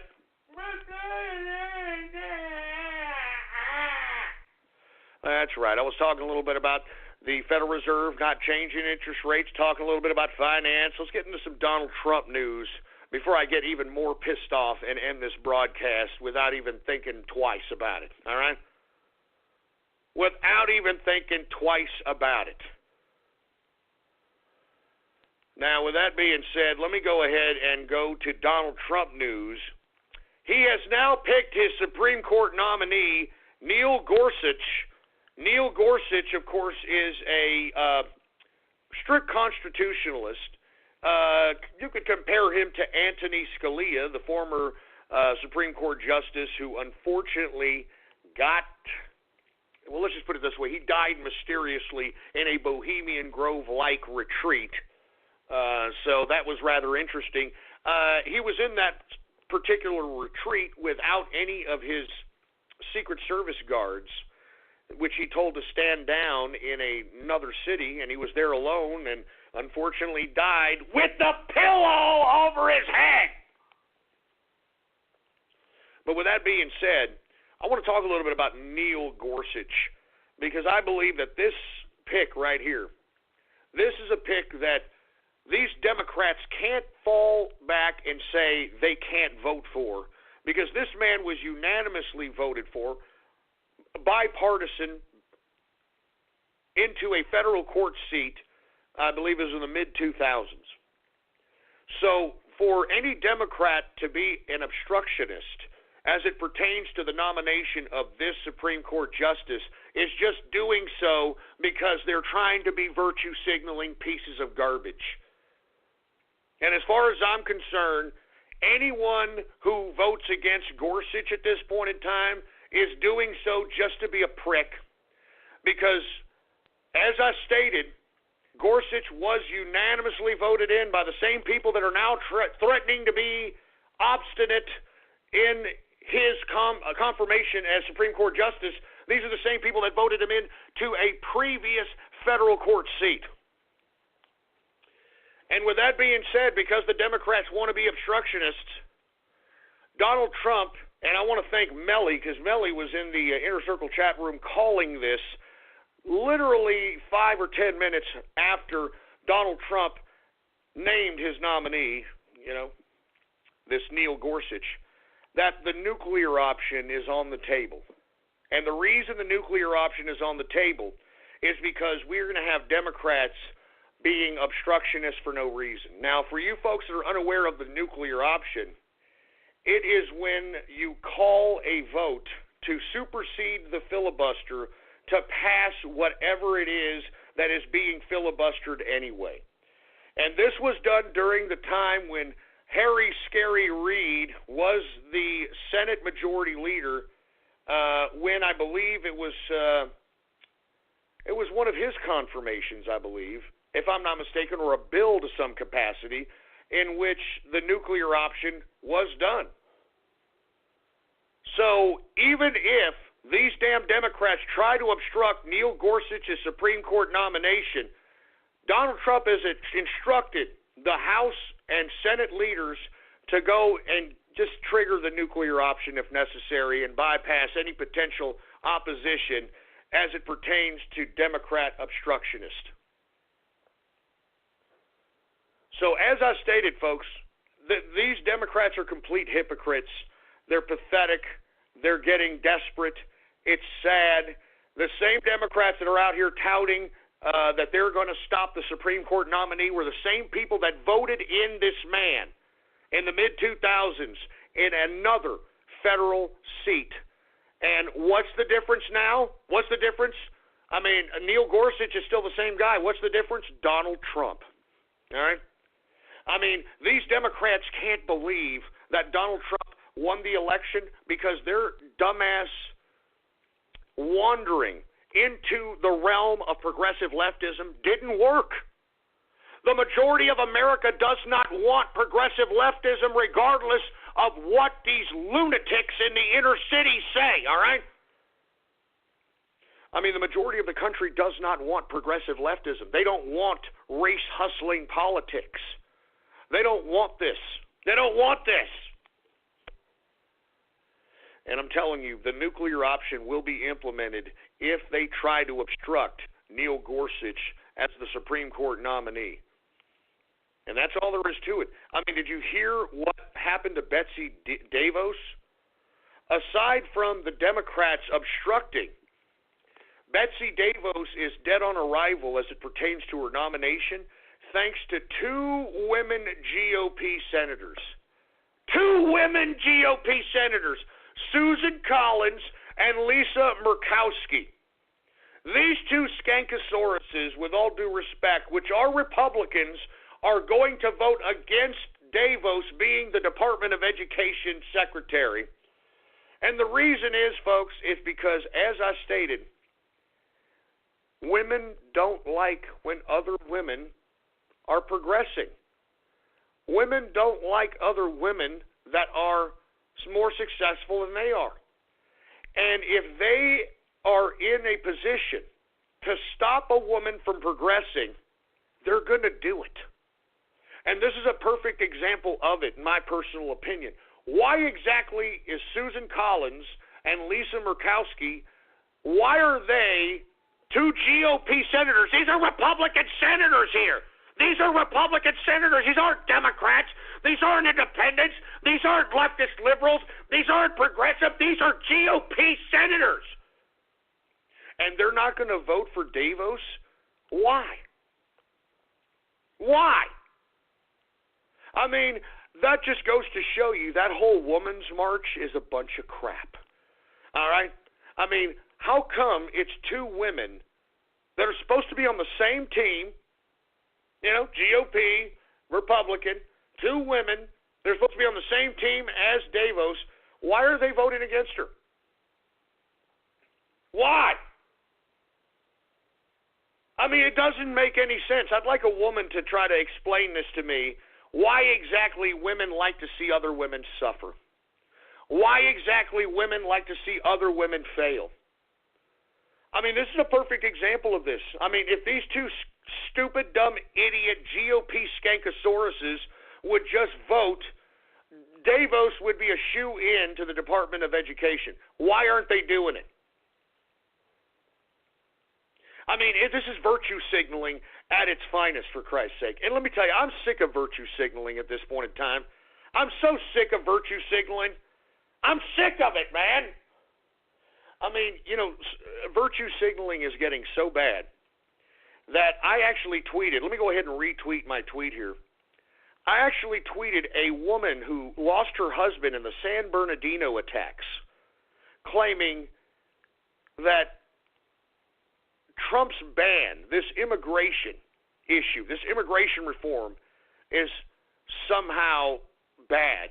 She's slamming Trump's immigration reform to prevent terrorists from coming into this country, and yet a terrorist killed her husband. A terrorist killed her husband in San Bernardino, and she's bitching at freaking Donald Trump keeping the country safe. You can't make this liberal lunacy up. You can't make it up. And, of course, it's a broad. It's a broad doing this sick, twisted crap. I mean, can you believe this, folks? Lost her husband in the San Bernardino attacks, now is on social media slamming Trump's immigration reform. You cannot make this garbage up. When I first heard about this particular goddamn story, I was sick to my stomach. How could anyone sit here and forgive and act favorably to an immigration policy that took their significant other?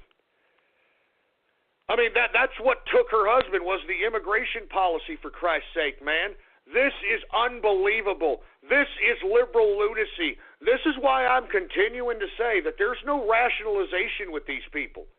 There's no bargaining. There's no negotiating. There's none of this garbage. These people are a threat to our civilization. These people are a threat to our civilization, and that's why I'm saying it's going to come down to a point where Donald Trump is going to have to start rounding people up that are a threat to our society, that aren't utilizing the system that is put forth here and utilizing that system to gain political clout once again. No, they don't want to do that. They want to go and they want to cause civil unrest. They want to cause civil disorder, and we cannot accept this any longer, folks. I don't want civil unrest. I don't want civil disorder. And I sure as hell don't want this to be done because of a bunch of left-wing, long-haired hippie liberals out here that are lunatics, that are sick in the head, that are mentally disabled. I'm not joking around, folks. I mean, we're going to have to round these people up. I'm going to continue to advocate that.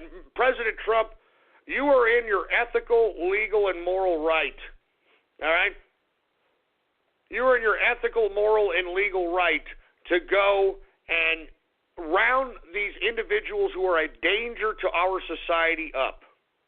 And I'm talking throw them in prison, okay? Because we don't need Michael Moore's rabble-rousing, making veiled threats, trying to cause civil unrest. We don't need Lady Gagas out here that are doing the same damn thing, the Katy Perrys.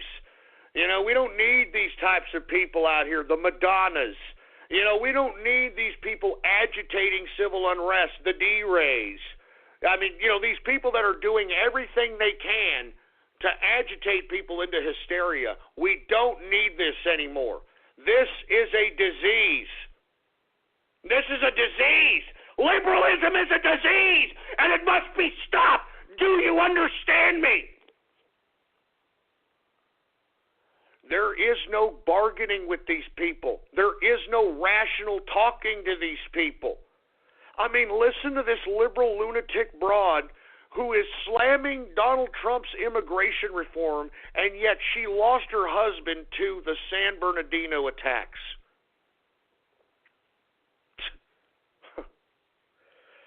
I'm telling you, folks, I'm not joking around. That's why, if you're a liberal, you're my enemy. I'm not joking around. If you're left, I'm talking extreme left. I'm talking progressive left. I'm talking virtue signaling left. I'm not talking left of center, who we could probably have a conversation and, probably agree to disagree without getting violent, without calling for each other's death or anything to that capacity. I'm talking about these extreme progressive liberal idiots, these virtue signalers, these people that obviously have mental problems. And let me tell you, I think it's a mental problem situation that we're dealing with in America today. I believe that there is a mental health epidemic happening, and I believe it has everything to do with the psychotropic drugs that we're dispensing on these people. Every one of these liberal lunatics, they seem a little wide-eyed, they seem a little googly-eyed, seem a little medicated, seem a little Prozac taking, seem a little, brain drug consuming. And I honestly believe that we're having a mental health epidemic because of this stuff. Calling the 2017 Mercedes-Benz GLA simply a compact SUV is like describing a cathedral as just 4 walls and a ceiling. The GLA is both a beautiful work of design and one of the most functional SUVs in its class, and it's available at an exceptional price. Why drive any compact SUV when you could be driving the 2017 Mercedes-Benz GLA? Visit MBUSA.com/GLA to learn more. Mercedes-Benz, the best or nothing. And I'm not joking around, man. I think that we need to round up liberals before they start becoming dangerous to our society. I mean, lest we forget,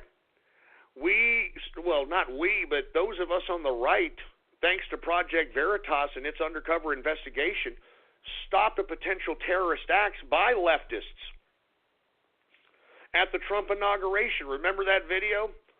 Saw a couple of AIDS-infected leftists, at least they looked AIDS-infected in my opinion, talking about throwing acid into the ventilation system to cause terrorism, to trap these people in that particular building so that they can continue to breathe in the acid.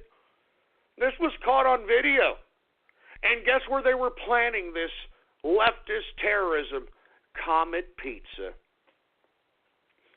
I'm telling you, man, we better start doing something about these leftists. Because these leftists are a danger to our society. And if we don't do nothing, they're going to do something to us. Do you understand me? If we don't do anything, they're going to do something to us.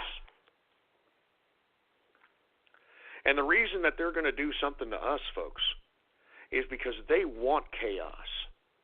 They want disorder. They want totalitarianism. This is what they want. So as I stated, folks, leftism, it has to be eradicated. It has to be systematically removed out of America's political spectrum. And I'm not talking about left of center. I'm talking about this new ridiculousness that embraces socialist communist variants of leftism. These divide and conquer variants of leftism, cultural Marxism, that sort of thing. So that's why I'm saying, man, all right? That's why I'm saying everybody needs to realize that this is no longer a joke. This is no longer a joke. As a matter of fact, right when I'm here talking about this, look at here. Here's a progressive right here. Look at this. All right? Here it is right here. Here's a leftist right here. All right, let me go ahead. Thanks, Keith, for sending this to me. But here it is. Look at that. Huh? Look at these liberal lunatics. Look at Twitter. Look at these liberal lunatics. I'm telling you, they're dangerous. These leftists are dangerous. And I'm telling you, if we don't do something about it, they're going to do something to us. So I am pleading with the administration, please round these people up before, they do something that causes civil unrest, and I guarantee you these people are not going to be on the positive end of any civil unrest. Look at you leftists. You're a bunch of weak half-a-fruits. You think that you're going to win an upheaval against the American people? You stupid little snowflakes. You ain't going to be able to go crawl under your mom's skirt during civil unrest, you dumb pricks. You're not going to be able to hide behind security guards. You're not going to be able to hide behind your champagne socialist walls between your big-ass goddamn mansion. You're not going to be able to do this. So anyway, I know I'm going a little off keister here, but by God, We cannot allow these leftists to continue on like this. And that's why I'm encouraging everybody that's at the Super Bowl, if this dumbass Lady Gaga starts getting political, throw a goddamn tomato at this dumb skank. All right? Because, I mean, listen, we don't want to hear your stupid political views when we're watching an entertainment venue, you stupid dumb twat. Even if you have one for that, you hermaphrodite broad.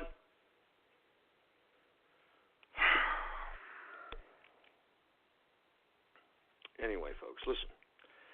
I'm sorry for going off keister. I'm just tired of this ridiculous virtue signaling, man. I'm tired of it. I'm tired of it. I'm so goddamn tired of it. And look, virtue signaling, even in the GOP. 2 GOP senators are going to vote no for Betsy DeVos being Secretary of Education. Susan Collins and Lisa Murkowski. And the only thing that I can surmise is that the reason they're doing this is because they don't want to see another Republican woman higher than they. Huh? That's as simple as that. Woman haterism on other women. Because look, let me explain something to you. The reason that you saw the Million Woman March out there in Washington is because the majority of those women were fatties and uglies. I mean, let's be honest. Fatties and uglies. And you see, if one of those fatties or uglies was in the position to basically not allow someone from progressing forward, they're going to do it. I mean, that's why they're bitching now at the Million Women's March, for Christ's sake. They're bitching because they don't have any authority to use what they feel is power in their heads. So that's all there is to it. And wait a minute, what is this? Hold on just a second. This just in. Nicolas Maduro, this fat piece of garbage in Venezuela who is starving his own people, is now made a declaration of war on America if Trump attacks Mexico. Oh, here it is. Oh, here it is, for Christ's sake. Let me tell you something, Maduro. We could send in a squad of 100,000 guys into your stupid pissing ground country, and you know what? They would greet us as liberators. They would greet us as liberators, you fat piece of crap.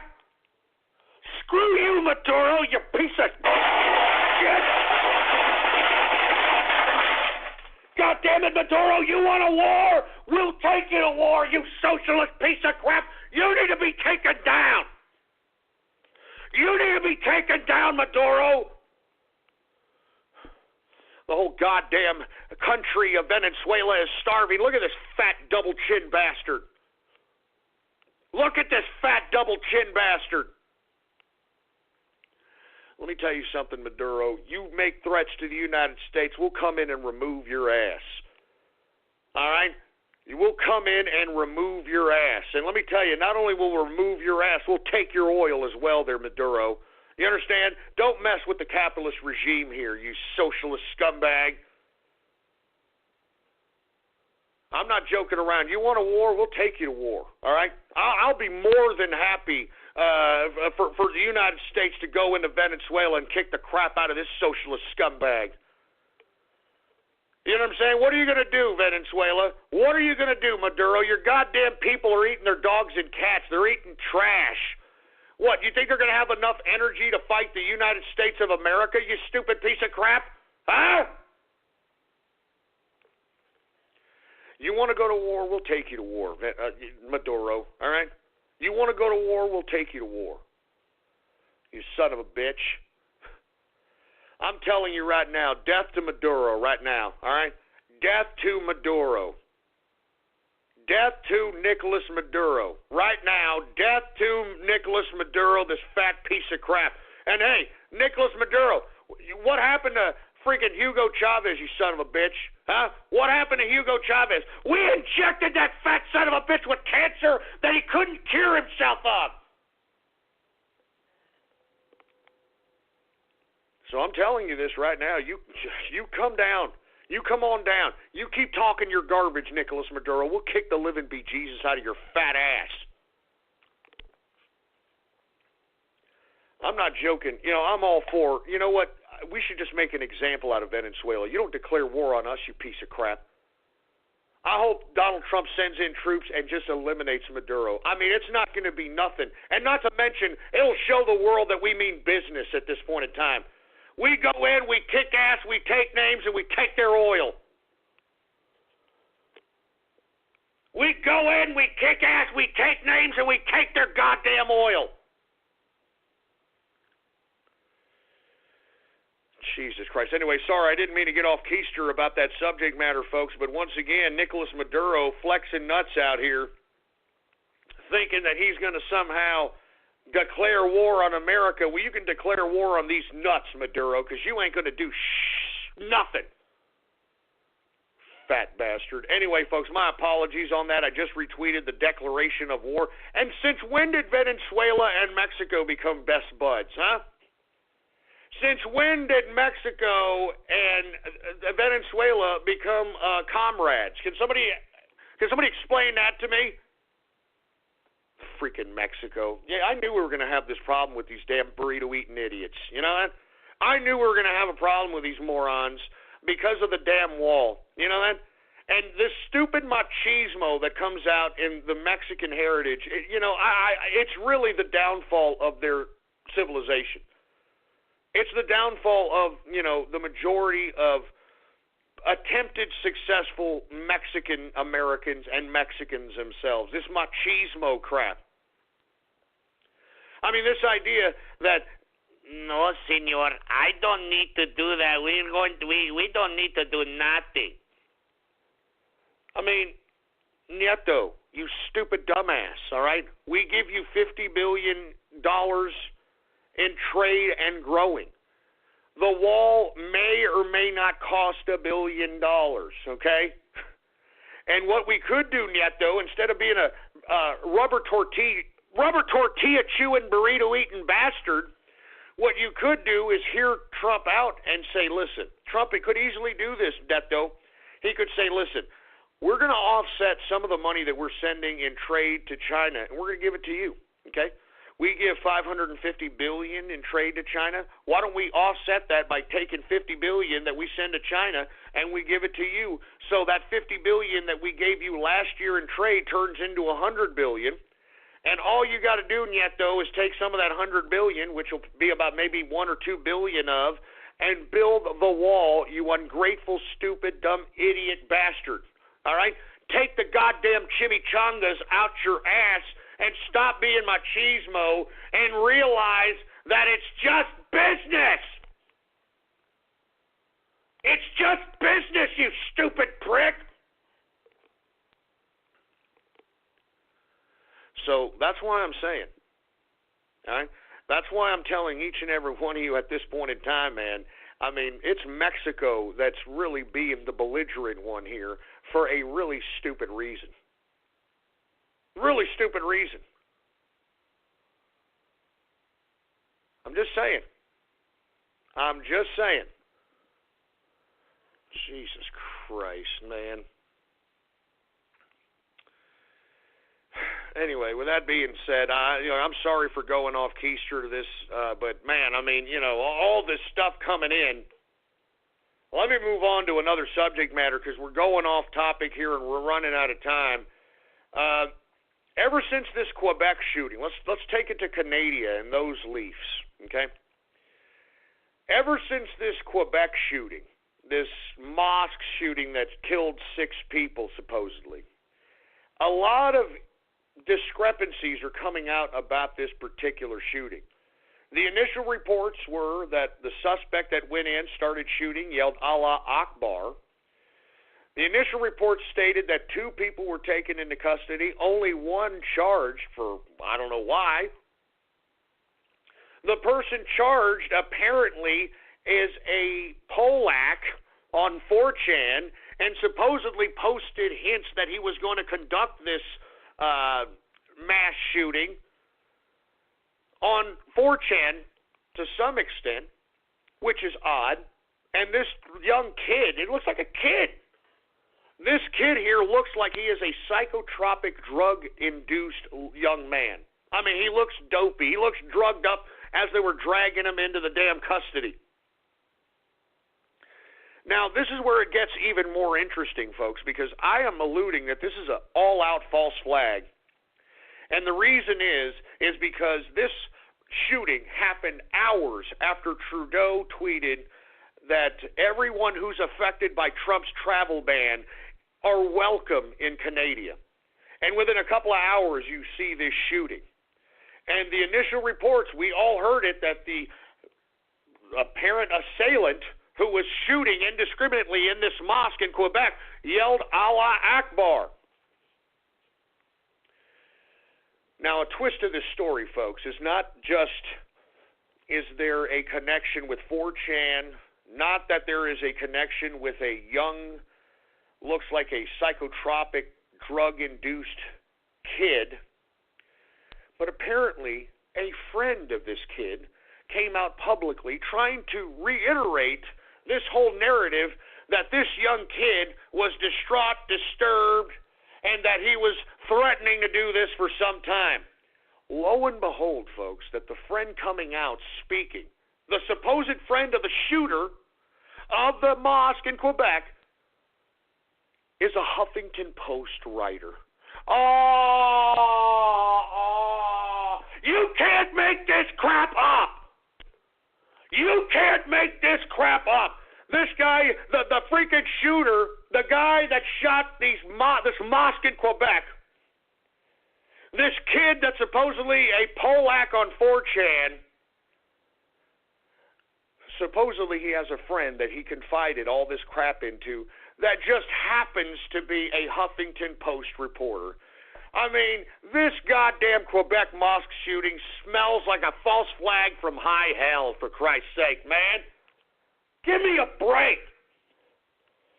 I mean, you know what I hate about this? Is that when you have all these coincidences come into this, you're going to have some idiot out there just saying, well, it just happens to be that way. That doesn't mean anything. It just happens to be that way. That's all. And aside from that, isn't Canada supposed to be one of the highly regulated nation states of guns? How in the hell did this little kid, a 4chaner on pole, how in the hell did he get a hold of a gun, especially to the capacity to shoot 6 Yehudis in a mosque? And then on top of that, folks, there's 2 people that are taken into custody. 2 people are taken into custody. One of them are charged. The one that's charged, as I alluded to earlier, is a psychotropic, drug-induced kid that looks like he doesn't know whether he's coming or going. Supposedly a 4chaner, supposedly on pole, and today a friend of this kid comes out, talks about how he discussed this, how he had fantasies of this, all this nonsense, and this friend of this kid, this friend of this mosque shooter, is a writer for the Huffington Post. Is a writer for the Huffington Post. Wake up, man. Wake the hell up. And you know what they're trying to do now? You want to know what this is really about? The narrative in Canada is about internet radio all of a sudden. And you see, this gets me a little disturbed here, because who in the hell are they talking about as it pertains to internet radio? Who are they talking about as it pertains to internet radio in conjunction, in connection with 4chan and Poll? Who are they talking about? And that's why I am going to say this right now, all right?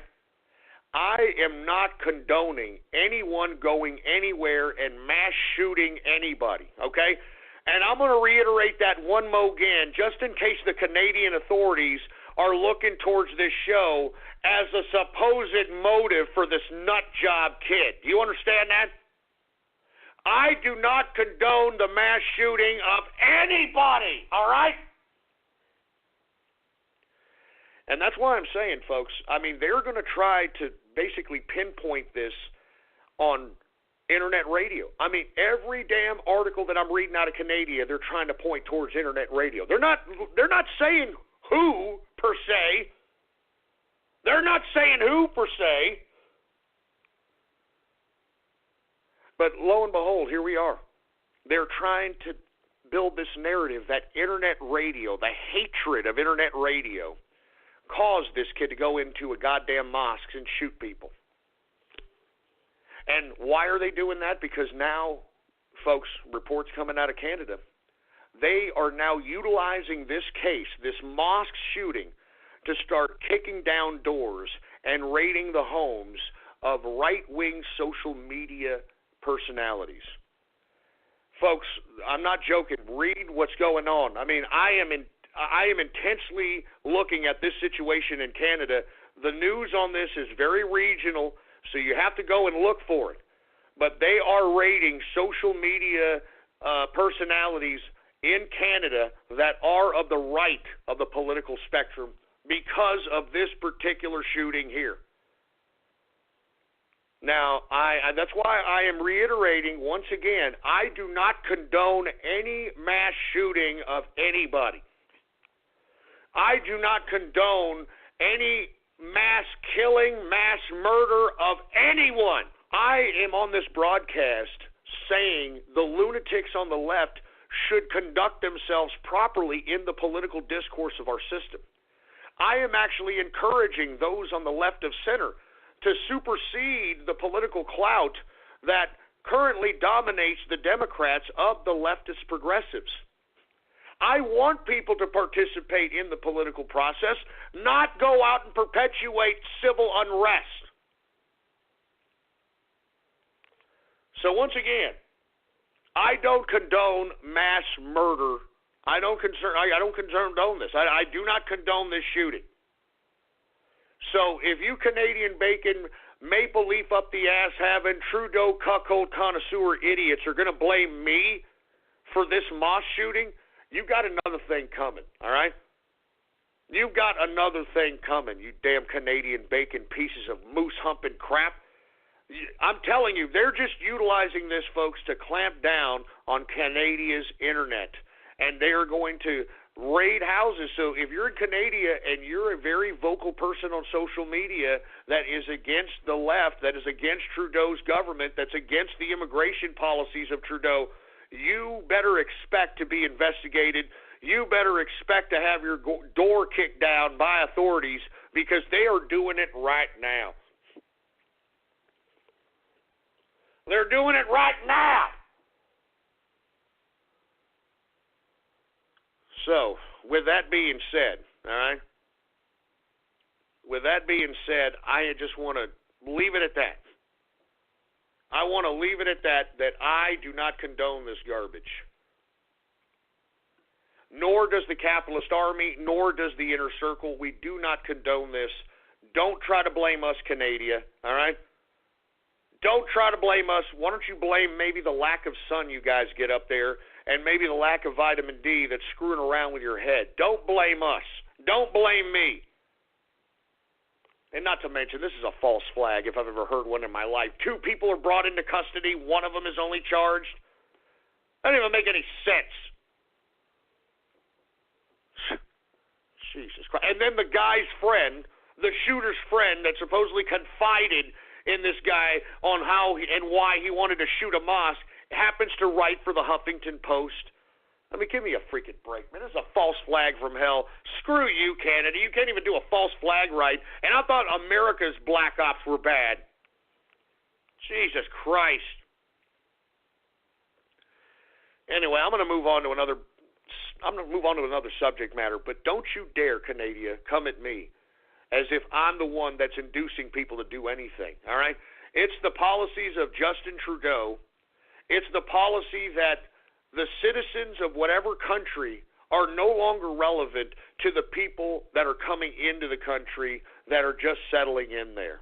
I mean, you need to blame that policy if you want to blame anything. You need to blame the fact that people of, and I'm talking citizens of actual nations, are now becoming the minorities. And now their political clout is being erased because of immigration that you liberal leftist pieces of socialist trash keep implementing on not just a Canadian basis, but a westernized basis. So that's all there is to it. Anyway, let me move on to the next, subject matter because we're running out of time here. White House National Security Advisor General Michael T. Flynn has put Iran on notice. And the reason that he's put Iran on notice, folks, is because I reported yesterday that Iran is testing ballistic missiles. Ballistic missiles that basically can deliver the nuclear warhead that they already have, folks. Don't think that they don't have it. They've already got it. Obama gave them enough money where they don't even have to make the nuclear material. They just go out and buy it. I mean, they don't even need to make nuclear weapons. They can buy them now thanks to Barack Obama's supposed peace treaty in which he gave the Iranians, $260 billion? Some crap like that? $260 billion to supposedly stop their nuclear endeavors. And now, what are they doing? They're testing ballistic missiles. Why in the hell would they be testing ballistic missiles, folks? Because ballistic missiles are a delivery system of nuclear weaponry. Now, the ballistic missile that they tested only went about 650 miles, but still, it just goes to show you that they're testing their ballistic missile capability, and the only reason that you would want ballistic missiles is to put a nuclear warhead on that son of a bitch so it can deliver it. So, once again, Michael T. Flynn is putting Iran on notice, and they should put Iran on notice. I mean, as a matter of fact, I am sick to my stomach. I know I said this yesterday, but it bears repeating. I was the only one in 2009 when the people of Iran were rising up against Ahmadinejad and were rising up against the Ayatollah. I was the only one on this broadcast on any media claiming and saying that we need to go out to Iran and save these people. We need to back up the Iranian Revolution of 2009. And folks, I'm going to be honest with you, I helped organize factions within the Iranian uprising. And as I stated yesterday, I belonged to a chat community that had a humongous contingent of Iranian people on there, a humongous. And these Iranians were very affluent in English. I mean, as a matter of fact, most Iranians like America. They like the West. I mean, you have to understand, the majority of the population of Iran consist of people under the age of 25.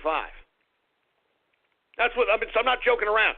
I think it's a third of the population, man. I mean, or even more than that. I think it's like 3/4, as a matter of fact. I mean, the old guard is dying, and the reason they're dying is because they have literally wasted Iranian lives on all these wars that they have conducted themselves in. The Iranian Revolution, then you have the Iran-Iraq War. I mean, they have literally wasted lives, and the population of Iran consists mostly of young people. And that's why it was very easy to help and aid the uprising of Iran, unfortunately, because I was the only one talking about this issue anywhere, and I was the only one screaming. I mean, go back in the archive. I was screaming that we needed to back up the Iranian Revolution, or somebody needed to do it. Nobody did a goddamn thing. And what happened? The Iranian Revolution crushed the opposition, and they took anyone who was leading this particular uprising, anyone who was leading this revolution, they not only executed them, they executed their families. So, many of which I was in close contact with via voice chat, via email, internet correspondence, and they're gone. Them and their families are gone.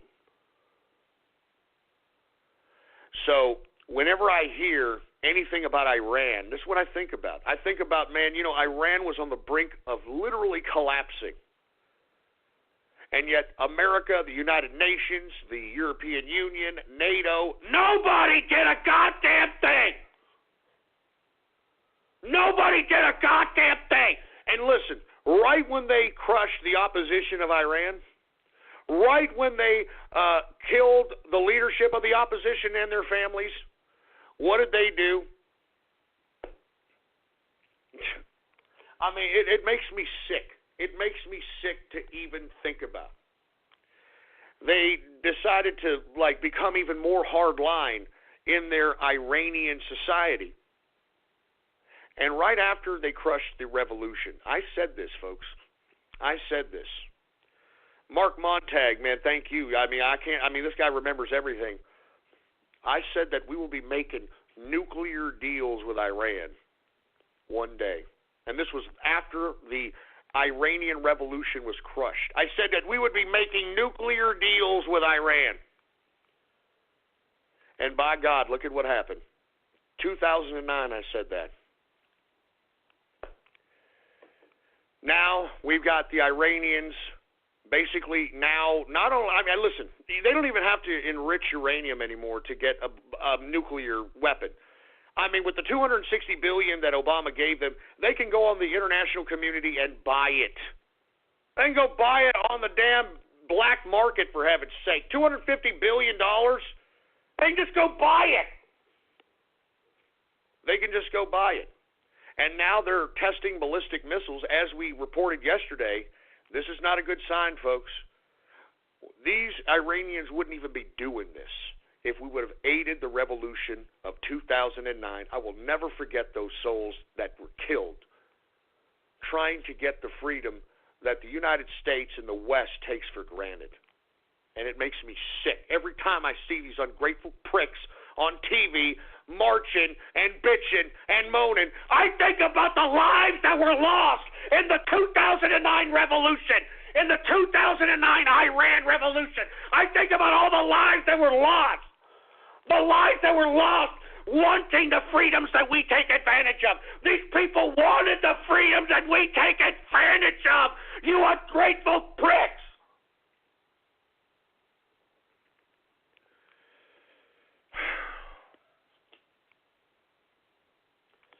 Anyway, we are now in the third and final hour of the True Capitalist Radio broadcast. And, of course, I am your host, the man they call Ghost. And once again, folks, I want to thank you very much for tuning in with me. Before we move on, folks, I want to go ahead and remind everybody that you can download every one of my episodes ever broadcasted, even the ones I'm discussing from 2009. You can download them absolutely free at the official website of the True Capitalist Radio Show. It is blogtalkradio.com/ghost. That's blogtalkradio.com/ghost. And, of course, if you have not done so, please follow me on Twitter. All right?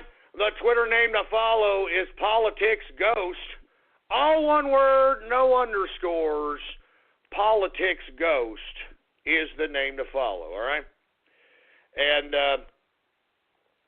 look, I'm sorry for going off keister about the Iranian Revolution. I just have a very close connection because I actually helped organize certain factions within Tehran and basically aided in what they should do in an attempt to show opposition to the state. And it's unfortunate that those contacts that I had in 2009 are dead. And their families are dead. Anyway, let me move on to another subject matter, folks. Today was the day. All right, let's go on a lighter note here. Today was the day that the UK Parliament was going to vote on Brexit. Very interesting what was happening in Parliament today, if you happen to have seen it.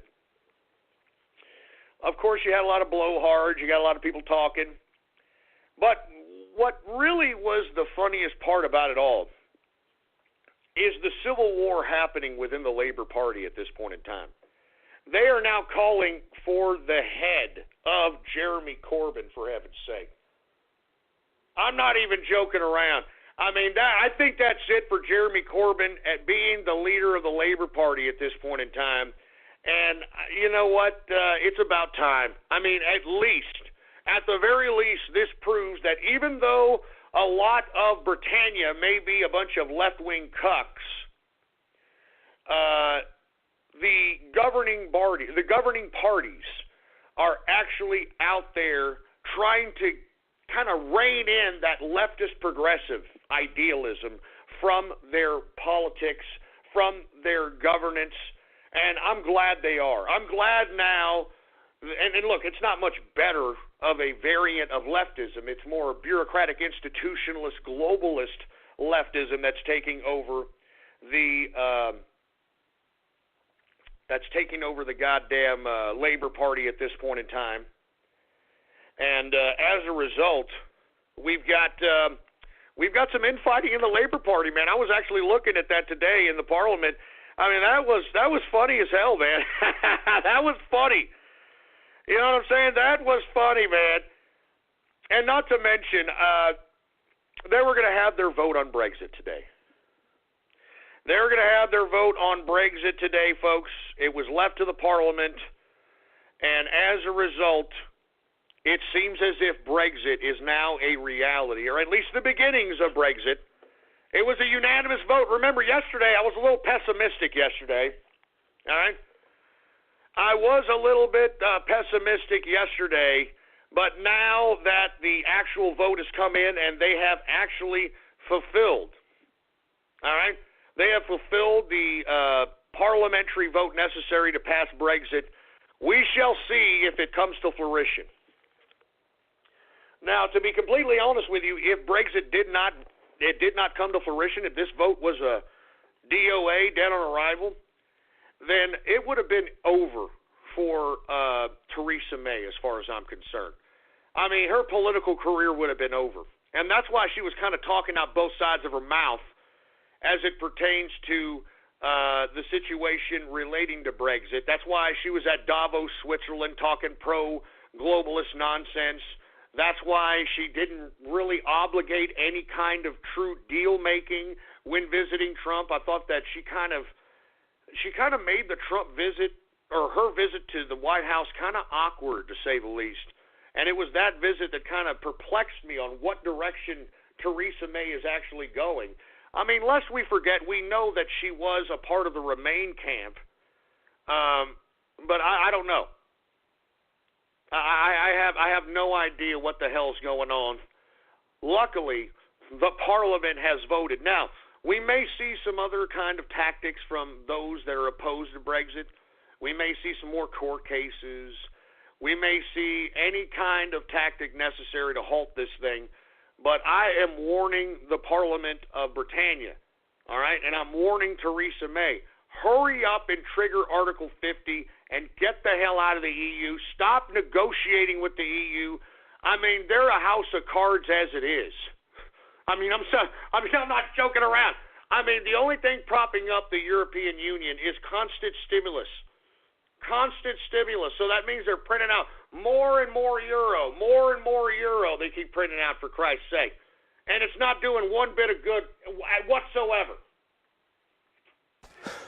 Calling the beautifully redesigned 2017 Mercedes-Benz CLA simply a four-door coupe is like describing a world-class athlete as just a good runner. With its sleek profile and powerful turbocharged engine, the CLA offers agility and design that are unmatched in its class, and it's available now at an exceptional price. Why drive any four-door coupe when you could be driving the 2017 Mercedes-Benz CLA? Visit mbusa.com/CLA to learn more. Mercedes-Benz, the best or nothing.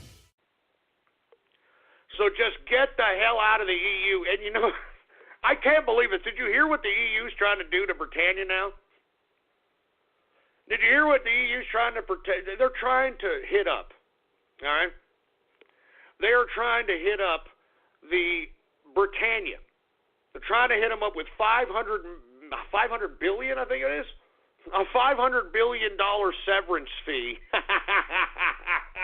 I'm not joking, man. I'm telling you, the EU is trying to exploit anybody of taxes at this point in time. I mean, did you hear they're trying to exploit, Apple Computer about over $160 billion. Now they're claiming Britannia owns, $500 billion in a severance Brexit package situation. I mean, I'm just saying, man. I mean, you could tell the EU is desperate for actual money because their little socialist program is starting to come apart. I'm not even joking around. They're starting to come apart, for heaven's sake. But, I mean, now that the Parliament vote has come to fruition, now I'm a little optimistic that maybe, just maybe, Britannia is finally going to get out of the European Union, and maybe Britannia, America, can be the new stance against globalism, all right? Be the new stance against these unelected bureaucrats that are taking control of our world. And as I stated, globalism is communism, folks. Globalism is communism. Lest we forget, what was Russia called before it was called Russia? The Soviet Union. The Soviet Union. And what is Britannia trying to get away from? It's trying to get away from the European Union. I mean, don't you understand that unionism, the idea of unions, is an adherent to communism, for heaven's sake? So that's all I'm saying, folks. All right, congratulations to Britannia, first and foremost. I know that you guys have been standing on eggshells and, waiting for what the hell is going to happen. And some of the folks from Britannia that I chat about this with, they were really concerned about this Parliament vote, because had Parliament voted against Britannia, it would have set a precedent that the people's vote is nothing. I'm serious. I mean, that's the precedent that was being set right here in the Parliament vote. Had they not voted for Brexit, that would have set the precedent in the government that the people's vote doesn't mean anything. So, luckily for Britannia, that didn't happen, and once again, congratulations to Britannia. Let me go ahead and get a drink here, all right? Let's go ahead and get a drink. Cheers to Britannia, baby. Cheers.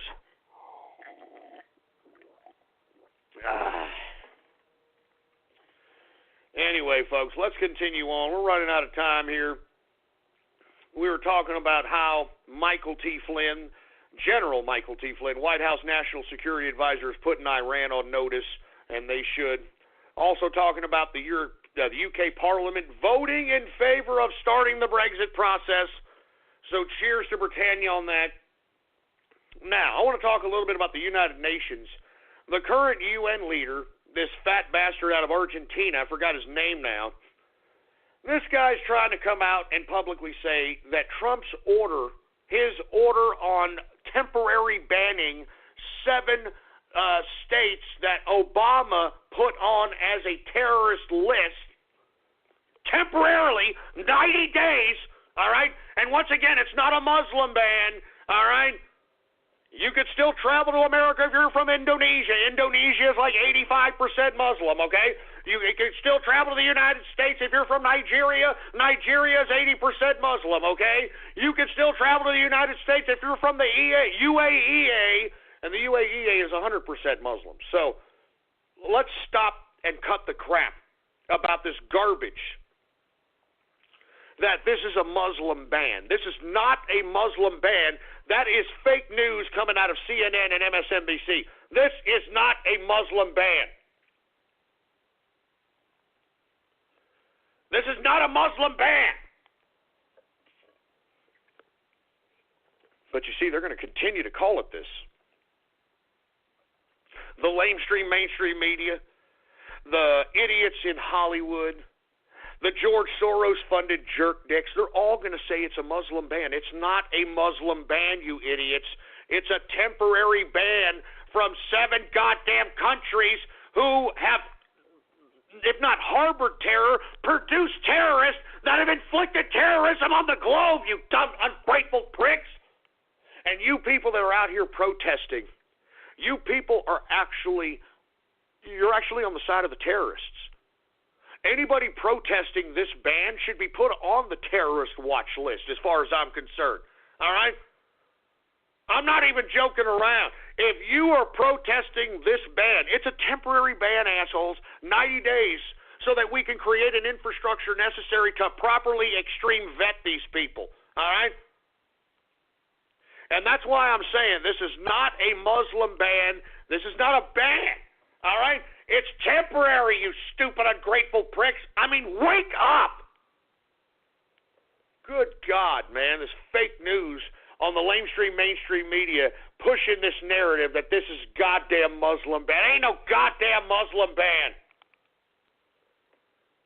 There isn't no goddamn Muslim ban, you sack of crap. Jesus Christ, man. And listen, the reason I bring this up is because the United Nations guy, the fat bastard that's the new UN Secretary General, this fat old bastard from Argentina, he had the audacity to say that Trump's ban violates, quote, our basic principles. Our basic principles? Who the hell is our basic principles there? I never voted for the United Nations. I never voted for these people to be in charge or even affiliated or even connected with the United States government. Whose principles are you talking about there, you fat Argentinian bastard? Our principles? Let me tell you something. The United Nations principles are suspect, to say the least. The whole reason why the United Nations was erected was supposed to be to perpetuate peace. I mean, isn't the idea of the United Nations comes directly from Immanuel Kant's works? And the work in particular that Immanuel Kant wrote, that is the blueprint for the United Nations, was called Perpetual Peace. Perpetual Peace, in which Immanuel Kant describes the League of Nations, which is what the United Nations was called prior to the United Nations. And is there a lot of peace going on with the United Nations being the supposed bureaucratic infrastructure in the globe today? Absolutely not. Every time that the United Nations sends in peacekeepers, it's all running amok. I mean, I say this time and time again. Why don't you Google UN peacekeepers child sex exploitation and see what the hell you find, all right? These United Nations peacekeepers who were supposed to be delivering food to starving third world nations, you know what they do? They exploit young children, sexually exploit them in exchange for the food. That's the United Nations! That's perpetual peace! That's this disgusting, despicable, unelected international governing body that we need to get rid of. We need to disband ourselves from. We don't need to belong in the United Nations. Screw you, United Nations. You're a piece of trash. You will never, and I repeat, never be the international bureaucratic institution of the world. You will never be that. I'm going to sit here and sexually exploit third world children for food and call yourself a peace organization? Screw you, United Nations. You're a piece of trash, and you should be disbanded. You should be kicked out of the New York City area. Your headquarters should be demolished. I'm not even joking around. I'm sick of the United Nations, man. The United Nations Secretary General says Trump's immigration reform, quote, goes against our basic principle. Who the hell is our basic principles? I didn't elect you, you United Nations bastards. No one in the international community in any sovereign nation state elected you to be anything. You just came about and decided that you were in charge of the world, and by God, the nations of the world need to put you down to size. Freaking United Nations. I spit on the United Nations. How you like that? I spit on the United Nations. Violates our basic principles. You violate these nuts. How you like that? Stupid fat Argentinian bastard thinking he's going to freaking thumb his finger at America, for Christ's sake. Why? Because you're the UN Secretary General? Go shove a Malbec bottle of wine up your ass, you fat bastard. Jesus Christ. Anyway, let me move on. I don't want to talk about the United Nations. These guys make me sick, all right? Anyway, let's talk a little bit about German politics, shall we? Now, since Merkel's election is around the corner, what's happening in Canada now has already been happening in Germany. Any German individuals who are promoting right-wing politics on their social media accounts are getting visits from German officials. They are getting their homes raided. They're getting their computers confiscated, so on and so forth, all right? So that's why I say that what we are witnessing is not just happening in compartmentalized areas of the globe. This is a global scale at cracking down on one's ability to espouse whatever political perspective they have. They are trying to suppress political idealism from being espoused in a mass communication basis. And that's why ever since Angela Merkel's election is coming around the corner, she has decided to clamp down on social media. And you can read this for yourself. Go out and do a Google search on Germany house raids and see how many people are getting houses raided because they happen to post some right-wing propaganda or right-wing political perspectives on their social media account. Now, with that being said, it doesn't seem like Merkel is going to get too much of a challenge from the right because, unfortunately, Germany is too cucked of a goddamn country to realize that what Angela Merkel has done to Germany is destroy it through her immigration policy. Now, with that being said, she is getting a little bit of opposition from a candidate that is left of center. You see what I'm saying? Now, a left of center candidate is challenging Angela Merkel, and it's becoming an actual close race out there in Germany, folks. A man by the name of Martin Schulz is literally creeping up on Angela Merkel. And not to mention, we've got WikiLeaks also getting in the mix of this particular election because I'm telling you right now, the individuals that helped Trump get elected by exposing the corruption and criminality of the DNC and John Podesta, we're going to get and expose all the garbage that Angela Merkel has done, particularly of which her immigration issues, her immigration memos, her immigration decrees. And what WikiLeaks is going to try to do is dethrone Angela Merkel.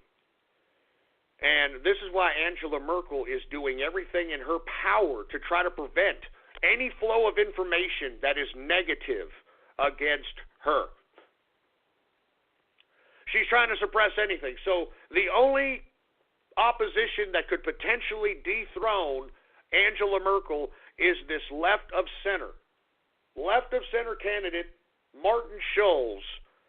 And to be honest with you, he's not much better than Angela Merkel, but at the same time, he is a German, and he likes Germany, and he does not particularly appreciate the direction in which Germany is headed.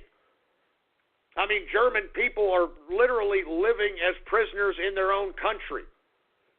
I mean, they are literally being suppressed by wild Yehudis who don't like their German sausage, who don't like their German beers, who molest and rape their women at freaking New Year's Eve celebrations. I mean, it's a mess. So once again, Scholz is not much of a better alternative than goddamn Angela Merkel, but the actions in which Angela Merkel has conducted herself in, all right, anything is better than Merkel at this point in time. I'm sorry, anything. There is no right-wing opposition that can legitimately challenge Merkel in this election.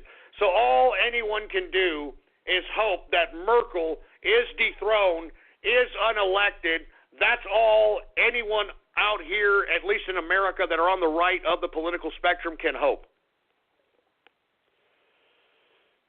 That's all we can hope. And look, hey, for you guys in Germany, I hope that you're listening, man. Go out and make sure to vote Angela Merkel out. This woman is a disgusting disgrace. And not to mention, after she's voted out, she should also be put on trial for treason. I'm not even joking. She's done more to destroy the German culture than anyone could have ever have thought. I mean, the culture is being destroyed, folks. I mean, the German culture is being destroyed. It's unreal. It's unreal. Anyway, let me move on to the last subject matter, and this is a very important subject matter. We're talking about social media. We're talking about the internet. We're on the internet right now. A report has come out that states that social media makes people antisocial and jealous. Oh, really? Oh, it makes people antisocial? Well, you could have fooled me, considering the kind of under-20 riffraff that unfortunately uses mommy and daddy's money to enter into the inner circle and then to use it as like a man-child trolling playground. I mean, why am I not surprised by this report that social media makes people antisocial? I mean, why am I not surprised? I mean, I'm serious, man. I mean, you know, the whole reason, and listen, I know yesterday the whole short bus bit, that was kind of harsh, but I really don't care, okay? But the reason it needs to be said is because no one is explaining to these man-children, these tards, that what they're doing is not appropriate.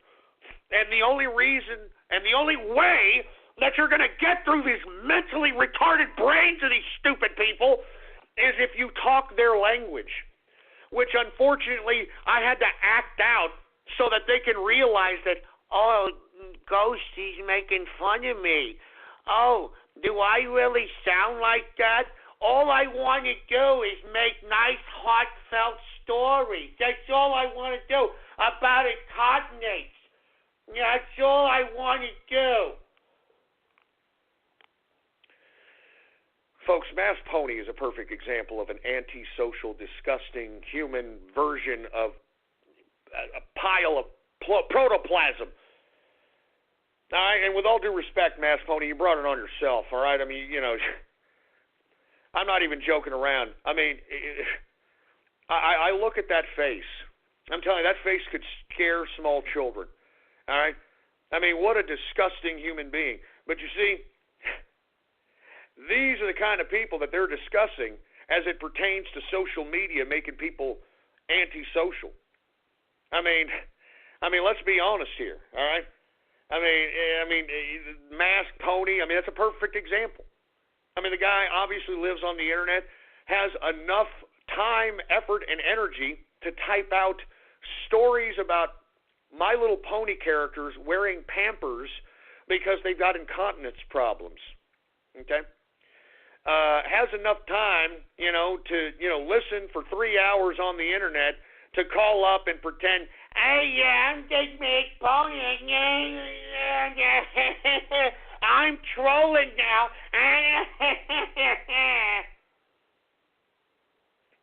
I'm serious, man. I'm not joking around. I mean, I have experienced the social media antisocial idea firsthand. All right. And let me tell you something right now.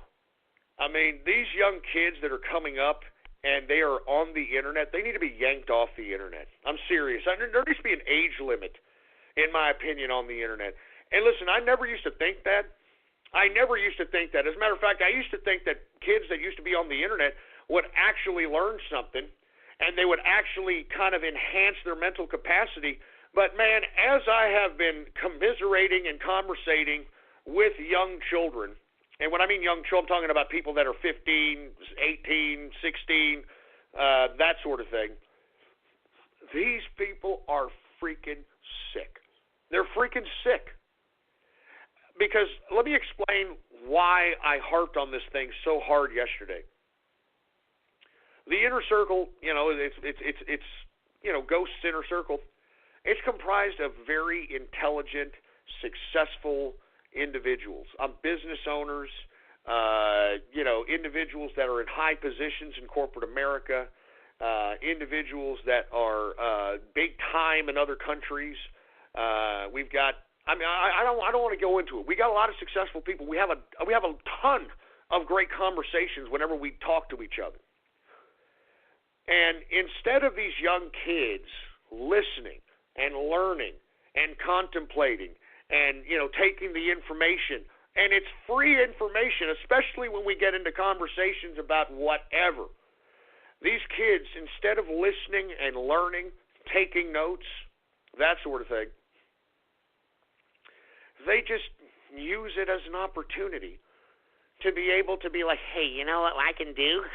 I'm going to pretend I'm hacked, okay? I'm going to pretend I'm hacked and let's cause some drama in the inner circle. Yeah, that's what I want to do. And that's what they do. I mean, that's what they want to do, and that's why, unfortunately, a lot of these people are on the short bus now. And you know what's sad? A lot of these folks that are in the short bus, they think it's funny. And you see, that's my point. That's my point, okay? You heard who I talked about, King Ed, Undead, 727, Mask Pony, and these people think it's funny. Eeyore.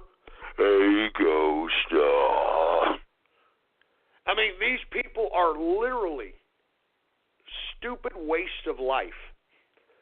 And instead of taking what I'm telling them, instead of taking the realism that I'm telling them and making themselves better people, they take the mental retardation diagnosis, whether it's Asperger's or autism, and they use that as a crutch to be perpetual man-children who don't want to grow out of watching cartoons. I mean, I'm just saying. I'm just saying here, okay? So as far as I'm concerned, the individuals that I mentioned yesterday are a perfect example of this report that came out today, that social media makes people antisocial. Because that's why these people are on the internet all the time, because if they're conducting themselves socially on the internet like this, just imagine how people react to them in real life. I'm not even joking around. If it were up to me, and if I was these people's fathers, I would literally hire somebody to beat the living shit out of them. I'm sorry, I'm not joking. I think everybody deserves a good beating.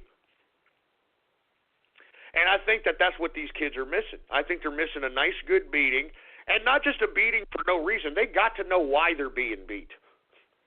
And they got to know why they're being beat, because they're stupid, ignorant pieces of trash that contribute nothing to society other than to cause drama because they feel as if their lives are so insignificant that they've got to do this. Over 90% of all Fortune 500 companies share one thing in common. You can find a Veridesk on their desks. Here's why. Research says sitting is the new smoking. But people who stand more and sit less say their back feels better and that they're more productive. Veridesk is crafted to last a lifetime. It's height adjustable and there's no assembly. All the details are at Veridesk.com. VARIdesk.com. The original Veridesk. Join the movement. Calling the beautifully redesigned 2017 Mercedes-Benz CLA simply a four-door coupe is like describing a world-class athlete as just a good runner. With its sleek profile and powerful turbocharged engine, the CLA offers agility and design that are unmatched in its class, and it's available now at an exceptional price. Why drive any four-door coupe when you could be driving the 2017 Mercedes-Benz CLA? Visit mbusa.com/CLA to learn more. Mercedes-Benz, the best or nothing. You know? I mean, I'm just saying. So I know there's a lot of people that are listening in saying, you know, it goes, that's very mean, dude. That's mean. You shouldn't be talking about these guys. I mean, some of them got mental problems and stuff. I mean, you know, that's not very cool, dude. You know, you should actually be very nice to these guys. It's not funny. It's not funny, Ghost. You shouldn't be so mean. Yeah, well, you know what? Shove it up your ass. These people shouldn't be so stupid. How about that? How about that? These people shouldn't be so goddamn stupid and retarded. How you like that? I'm sorry, man. I don't like stupid people, all right? I do not like stupid, ignorant people. I don't like them. I'm sorry. I don't like stupid people. I'm sorry. I mean, if I wanted to hang around stupid people, I'd go out on a night of the town in San Hambonio out here in the Riverwalk if I wanted to hang out with stupid people, all right? I'm not joking around. If I wanted to hang out with stupid people, I'd become liberal and go out to one of these goddamn protests, for Christ's sake, if I wanted to hang around stupid, dumbass people, for Christ's sake. All right? So anyway, all I'm saying is I'm tired. I'm tired of dealing with stupid people, especially stupid kids. All right? You kids, with all due respect, under the age of 19, I'm telling you this right now. You need to, get up off of your stupid, dumbass, man-child mentality and realize that you're going to come to an age in which you're going to have to take personal responsibility. And if you don't have to because you got a mother and father that keep just kind of condoning your stupidity, well, then something needs to be done to your parents. And listen, I hope that something is proposed here during the Trump administration that holds parents accountable for the ignorance and stupidity of their children. I'm not joking around, man. I'm tired of it. I'm sincerely tired of it, for Christ's sake. So anyway, with that being said, I'm tired of the stupidity. You kids know who you are, okay? And if you want to make yourself better, stop acting like half a tard, all right? I know you idiots aren't half tards. You're just acting like half tards so that you can, be an irresponsible piece of insignificant garbage. It's the same ordeal like I was talking about in Family Guy when Peter was diagnosed as being retarded. He realized that he could get away with anything, and all he'd have to do is say, I'm retarded. Go into a goddamn woman's bathroom. I'm retarded. Go into a woman's dressing room. I'm retarded. That's literally what you people are doing, and I'm tired of it. I'm tired of it. Your parents should be literally put in jail for raising such disgusting, insignificant, man-child, dumbass, ignorant garbage like yourselves. And listen, I may be a little harsh, but I really don't give a crap. I really don't care. I'm tired of ignorant people. I'm tired of it. I'm tired of it. I'm tired of it. And aside from ignorant people that think that they are so mentally, superior. Ignorant people that think, hey, you know what we're going to do? We're going to plan something, dude. Oh, we're going to plan something, and we're going to make everybody their jimmies rustled, and I'm serious, man. I hope that these people's parents are stricken with low sperm counts, some kind of uterine problem. We don't need more people on this earth like this, man. I'm sorry. We don't need any more people on this earth like this, man. And look, here's King Ed, I'm dead. So am I a fruit bowl, George Soros? No, you're a tard, man. With all due respect, King Undead, I'm not blaming you. I blame whatever state authority allowed your parents to have children, that's who I blame. With all due respect, sir, I've seen your family. Give me a break. The mental retardation is all over their face. And, anyway. All right. I don't want to talk anymore. All right. I don't want to talk anymore, for Christ's sake. I don't want to talk about this anymore. All right? I'm tired of talking about tards, man. I'm serious. I'm tired of talking about them. I hope social Darwinism finds you all. As a matter of fact, everybody bow your heads. We're gonna say a quick prayer here. Bow your heads, all right? God, if you're listening in, why are you doing this? Why are you doing this? Seriously, why are tards like this? And look, I'm not talking about little innocent tards, God. I'm not talking about tards that are real happy, that are like, yay, 1 + 1 = potato, yay. I'm not talking about happy little tards like that. I'm talking about these diabolical half-tards. I'm talking about these diabolical half-tards. Why? Why are you keeping them here on this planet? Come on, God. Get these people out of here. I'm sick of these stupid people. Seriously, God. What purpose do these people have? What purpose do these people have besides watching cartoons and fanning their nuts while they're watching it? What purpose do these people have? Anyway, let me go ahead and do the cross. Father, Son, and the Holy Ghost, fruit bowl, dumbass, half-tards we hate the most, all right? Jesus Christ.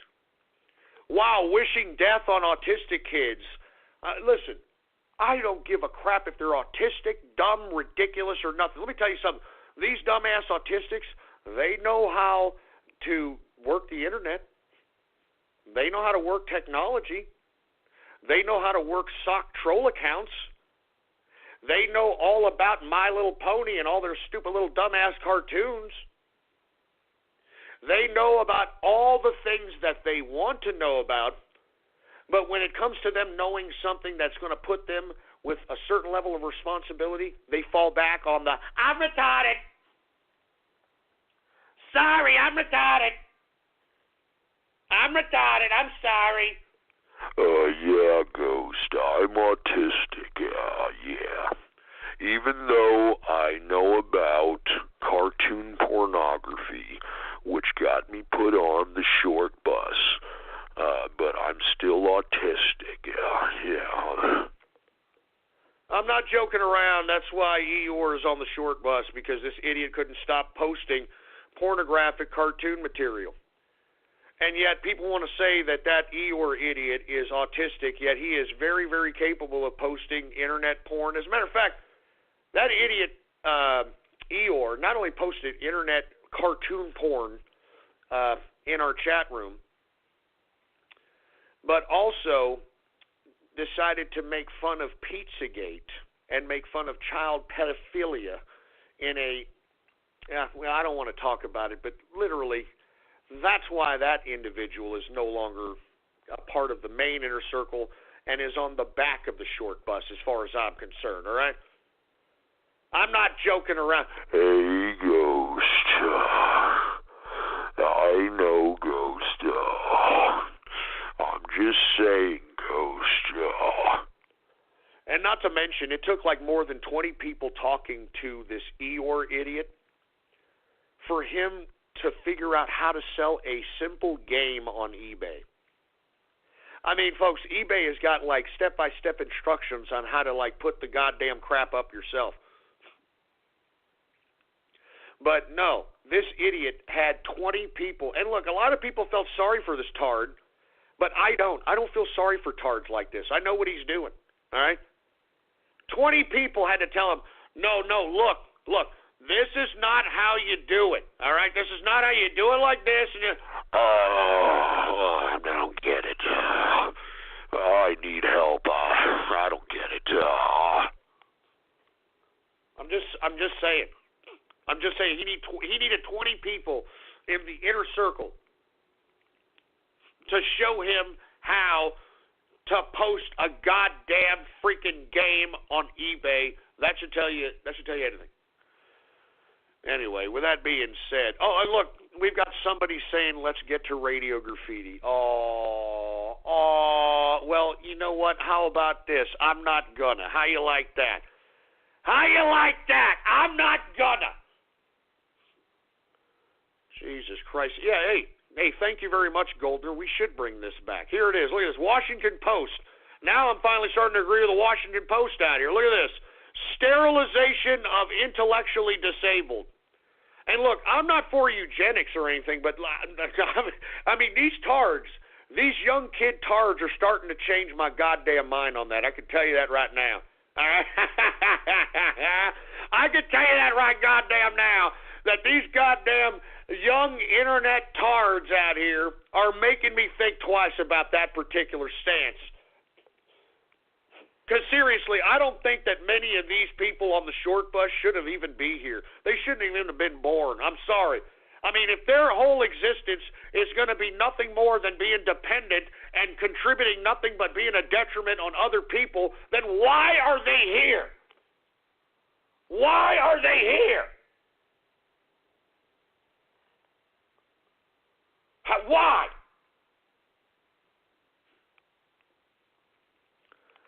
I'm just saying. I'm just saying. Anyway, look, before I get on to radio graffiti, I'll go ahead and do a couple of minutes of radio graffiti because I don't want to punish anybody because we've got tards here, all right? But before I do, I want to remind everybody that we do have Ghost Valentine's Day cards. Not only that, we got one of the engineer as well. All you've got to do is go and type into your browser right now, ghost.market. All right, ghost.market is the address to type on your browser right there. All right? And that's all there is to it. We've got 3 Valentine's Day cards. They're going to be pulled off probably by next Monday because I want to be able to send these off so that people can have them in or around or by Valentine's Day. So if you're going to, purchase these, purchase them now. All right? Purchase them now. Hold on. Who the hell is Keith Stoner up in here? Hold on just a second. I got to do something here in the goddamn Inner Circle chat room here. All right? Let's get this guy. Let's go ahead and block this guy for a minute here. All right? As a matter of fact, let's do this. Let's give him a kick here. How about that? Let's give him a little bit of a kick. All right? All in favor of kicking this guy, say aye. All right, in the Inner Circle, this Keith Stoner, all right? Kick his ass out. Get out of here, you son of a bitch. You're going to sit here and talk garbage about me on my own freaking chat room? Get out of here. Idiot's going to call me a Jew? Don't call me a Jew in my own freaking chat room, you stupid son of a bitch. I'll stick a matzo ball up your ass. You stupid son of a bitch. I'll shove a goddamn bagel down your throat. How you like that? Son of a bitch. Don't call me a Jew in my chat room ever again, you son of a bitch. Not even joking around. You're going to sit over here and call me a Jew. I got your Jew, you son of a bitch, all right?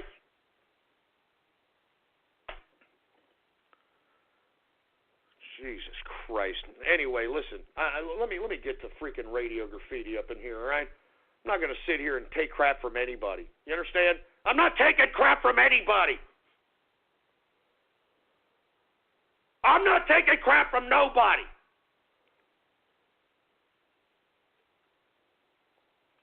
Anyway, let's go ahead and get to radio graffiti. We've got 15 minutes of it left, so who cares? All right, we'll see whatever happens, all right? Without any further ado, do we got any goddamn radio graffiti calls, engineer? All right, well, let's go ahead and get to radio graffiti right now. All right, what do we got here? We got anonymous radio graffiti.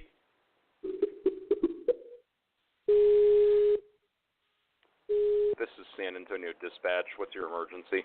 Ghost Inner Circle. I'm going to sit here and sexually exploit young children. I'm not even joking. Hey, hold on a minute. Now, give me a break. I'm telling you, give me a break. I hope somebody captures your IP address, you stupid idiot. You know what I'm saying? Not to mention, that's why they redid the back end of Skype, you dumbass. You can't. You idiots all think that you're going to be untraceable. You're an imbecile. I'm telling you, you were imbecile. Anyway, 615 Radio Graffiti. Are you done? Oh, God, leave me alone. I'll see you for the next 2 hours. Ew. You give me a kiss first. Ew, watch a movie. I downloaded it. What the hell is going on here, man? I mean, am I a magnet for tards or something? Am I a magnet for tards? I mean, seriously, I'm starting to realize that I could be potentially a tard magnet for some reason. I don't understand why. I'm a tard magnet, man. Jesus Christ, man. Anonymous Radio Graffiti. Here. I'm coming for you. Well, unfortunately, we can't understand you because your phone sucks, all right? All right? Anyway, we got Raiden Snake. What's going on, man? How you doing, Radio Graffiti? Yeah, I'm alright, Goose. And can I just point out something? I thought I just mention this. I did get confirmation. The reason why I had problems with Discord, they did have an error on their servers, and they have fixed it. So I thought I'd let you know. All right, well, no problem there, Raiden Snake. I just wanted to make sure you're all right. I mean, you guys are getting, well, you're getting hacked like at least a half a dozen times. You must have some, some files on there that the Russians may want or something. I'm not sure. How about 970 Radio Graffiti?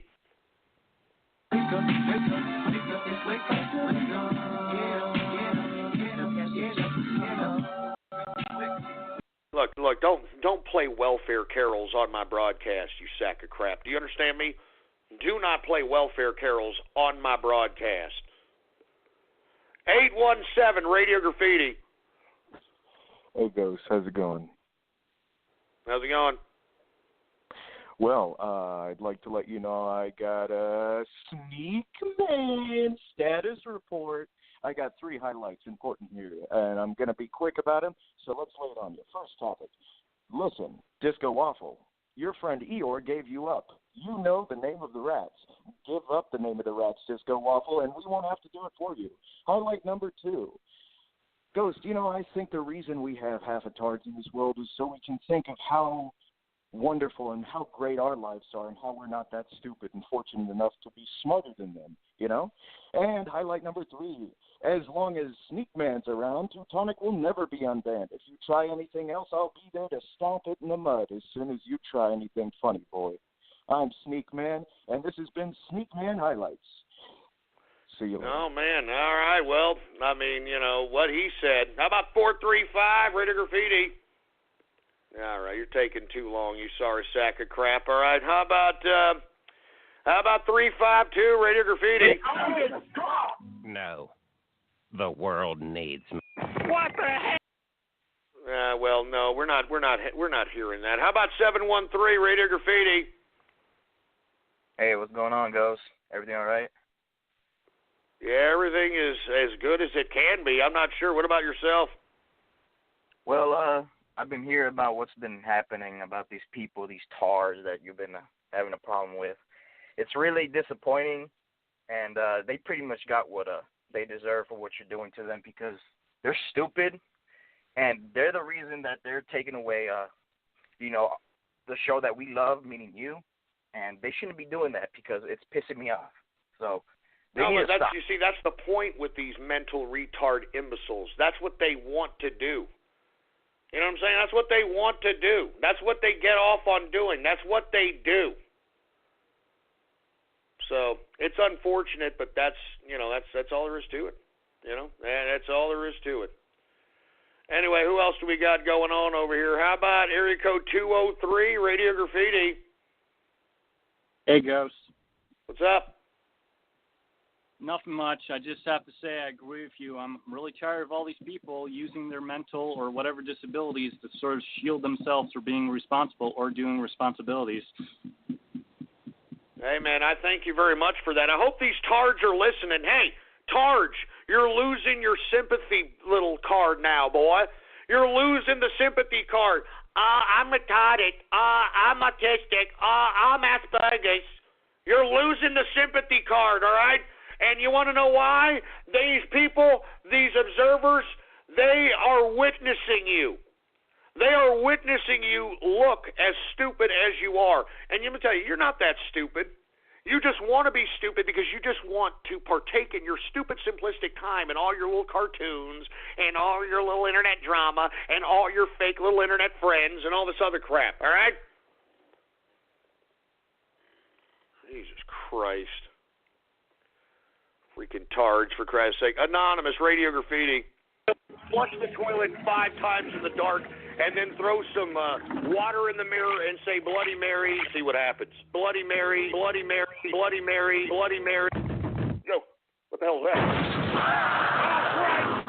Oh, Christ, no! What the hell? What the hell? No, what the fuck? Get away!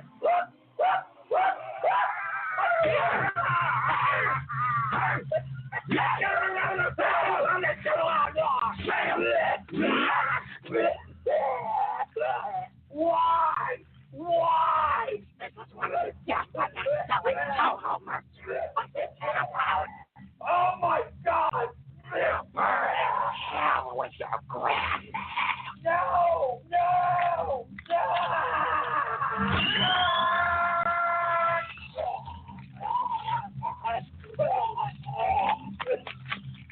Nothing of value was lost.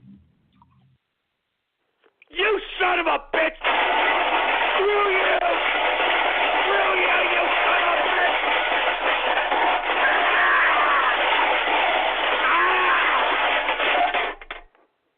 Screw you, you sorry sack of crap!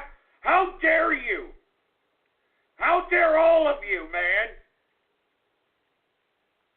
Jesus Christ, man! God...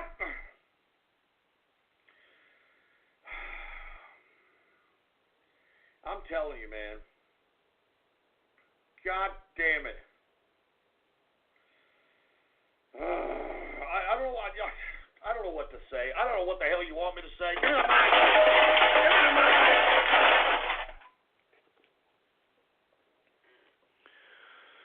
Jesus Christ, man. And what the hell was that?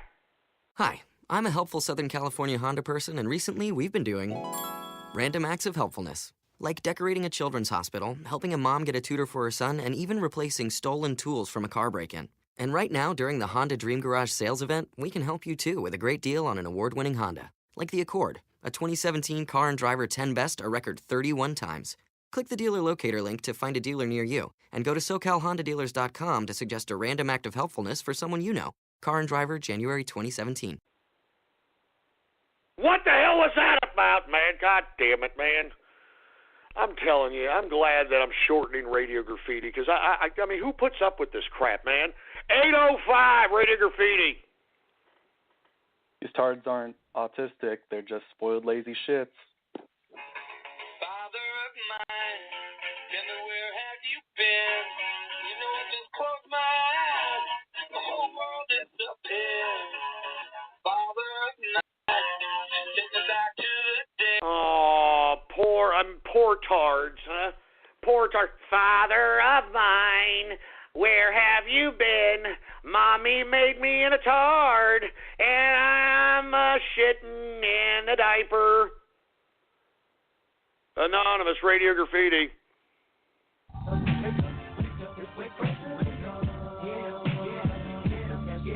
Hey, asshole, no freaking welfare carols, you stupid sack of crap. Anonymous Radio Graffiti. Hey Ghost, it's Trans Call. Right now I'm having sex with your wife. Hey, say hello. Hi, nigger. Yeah, that's right. Take that. Take that. Take the whole 30-inch. Ooh. Oh, yeah. That's right. Oh, yes. You know what? That would have almost pissed me off, but I don't believe you. I mean, did you hear the fruit boldness in that voice, for Christ's sake? I've got your wife here, and, oh, yeah. I don't believe you one bit, all right? All right? Jesus Christ, man.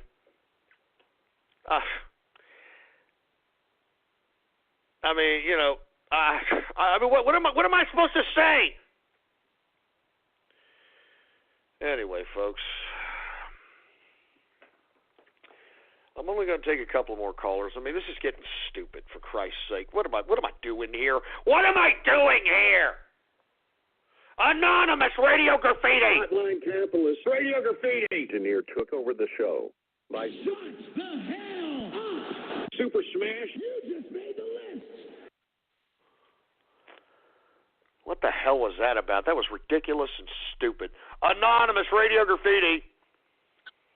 Yo, Ghost, hey, I heard last week you were looking for your son. I'm glad you found him. But today, he's over here sucking on Fat Albert Jr., if you know what I mean. Hey. Yeah, real good one, 727, you stupid tard. 973 Radio Graffiti.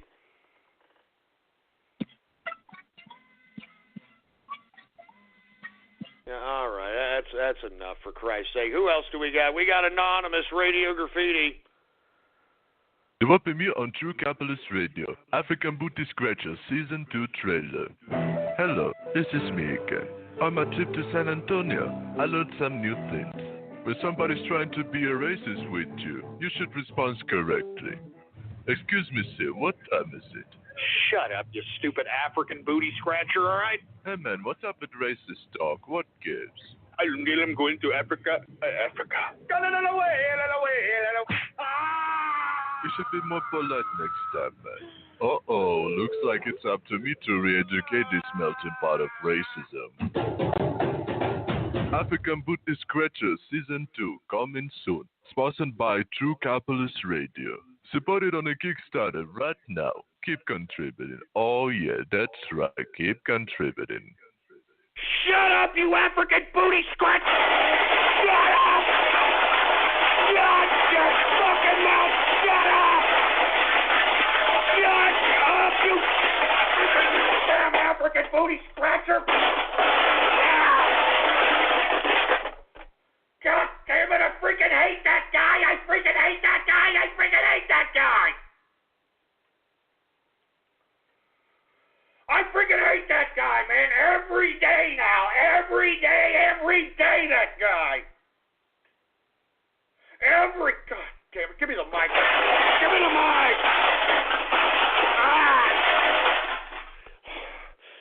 Every goddamn day, the damn African booty scratcher, for Christ's sake, man. I hate him. I hate him. Every goddamn day, man. One last caller, for Christ's sake. 614 Radio Goddamn Graffiti. Ghost, I have a suggestion. Now hear me out. In exchange for allowing Teutonic back to the show, he must crowdfund a hefty sum for the inner circle of $1 million. $1 million? Where the hell is Teutonic going to get that, for Christ's sake? I don't think Teutonic can afford a pot to piss in or a window to throw it out of, for Christ's sake. I don't think Teutonic could put a down payment on a sandwich. And you mean to tell me that he's going to raise $1 million? You know what? I'm done with this crap. I'm done. Stick a goddamn fork in me. I'm done with this crap. Follow me on Twitter if you want to. I don't care anymore. Politics Ghost, all one goddamn word, no underscores. Politics Ghost. And, of course, go to the official website of the True Capitalist Radio Show. It is blogtalkradio.com/ghost. That's blogtalkradio.com/ghost, okay? And once again, for a limited time, we do have Valentine's Day's cards. All you got to do is type in your browser ghost.market, all right? I'll be here tomorrow, 4 p.m. Central Standard Time. You better be here. And I hate these cards! I hate them!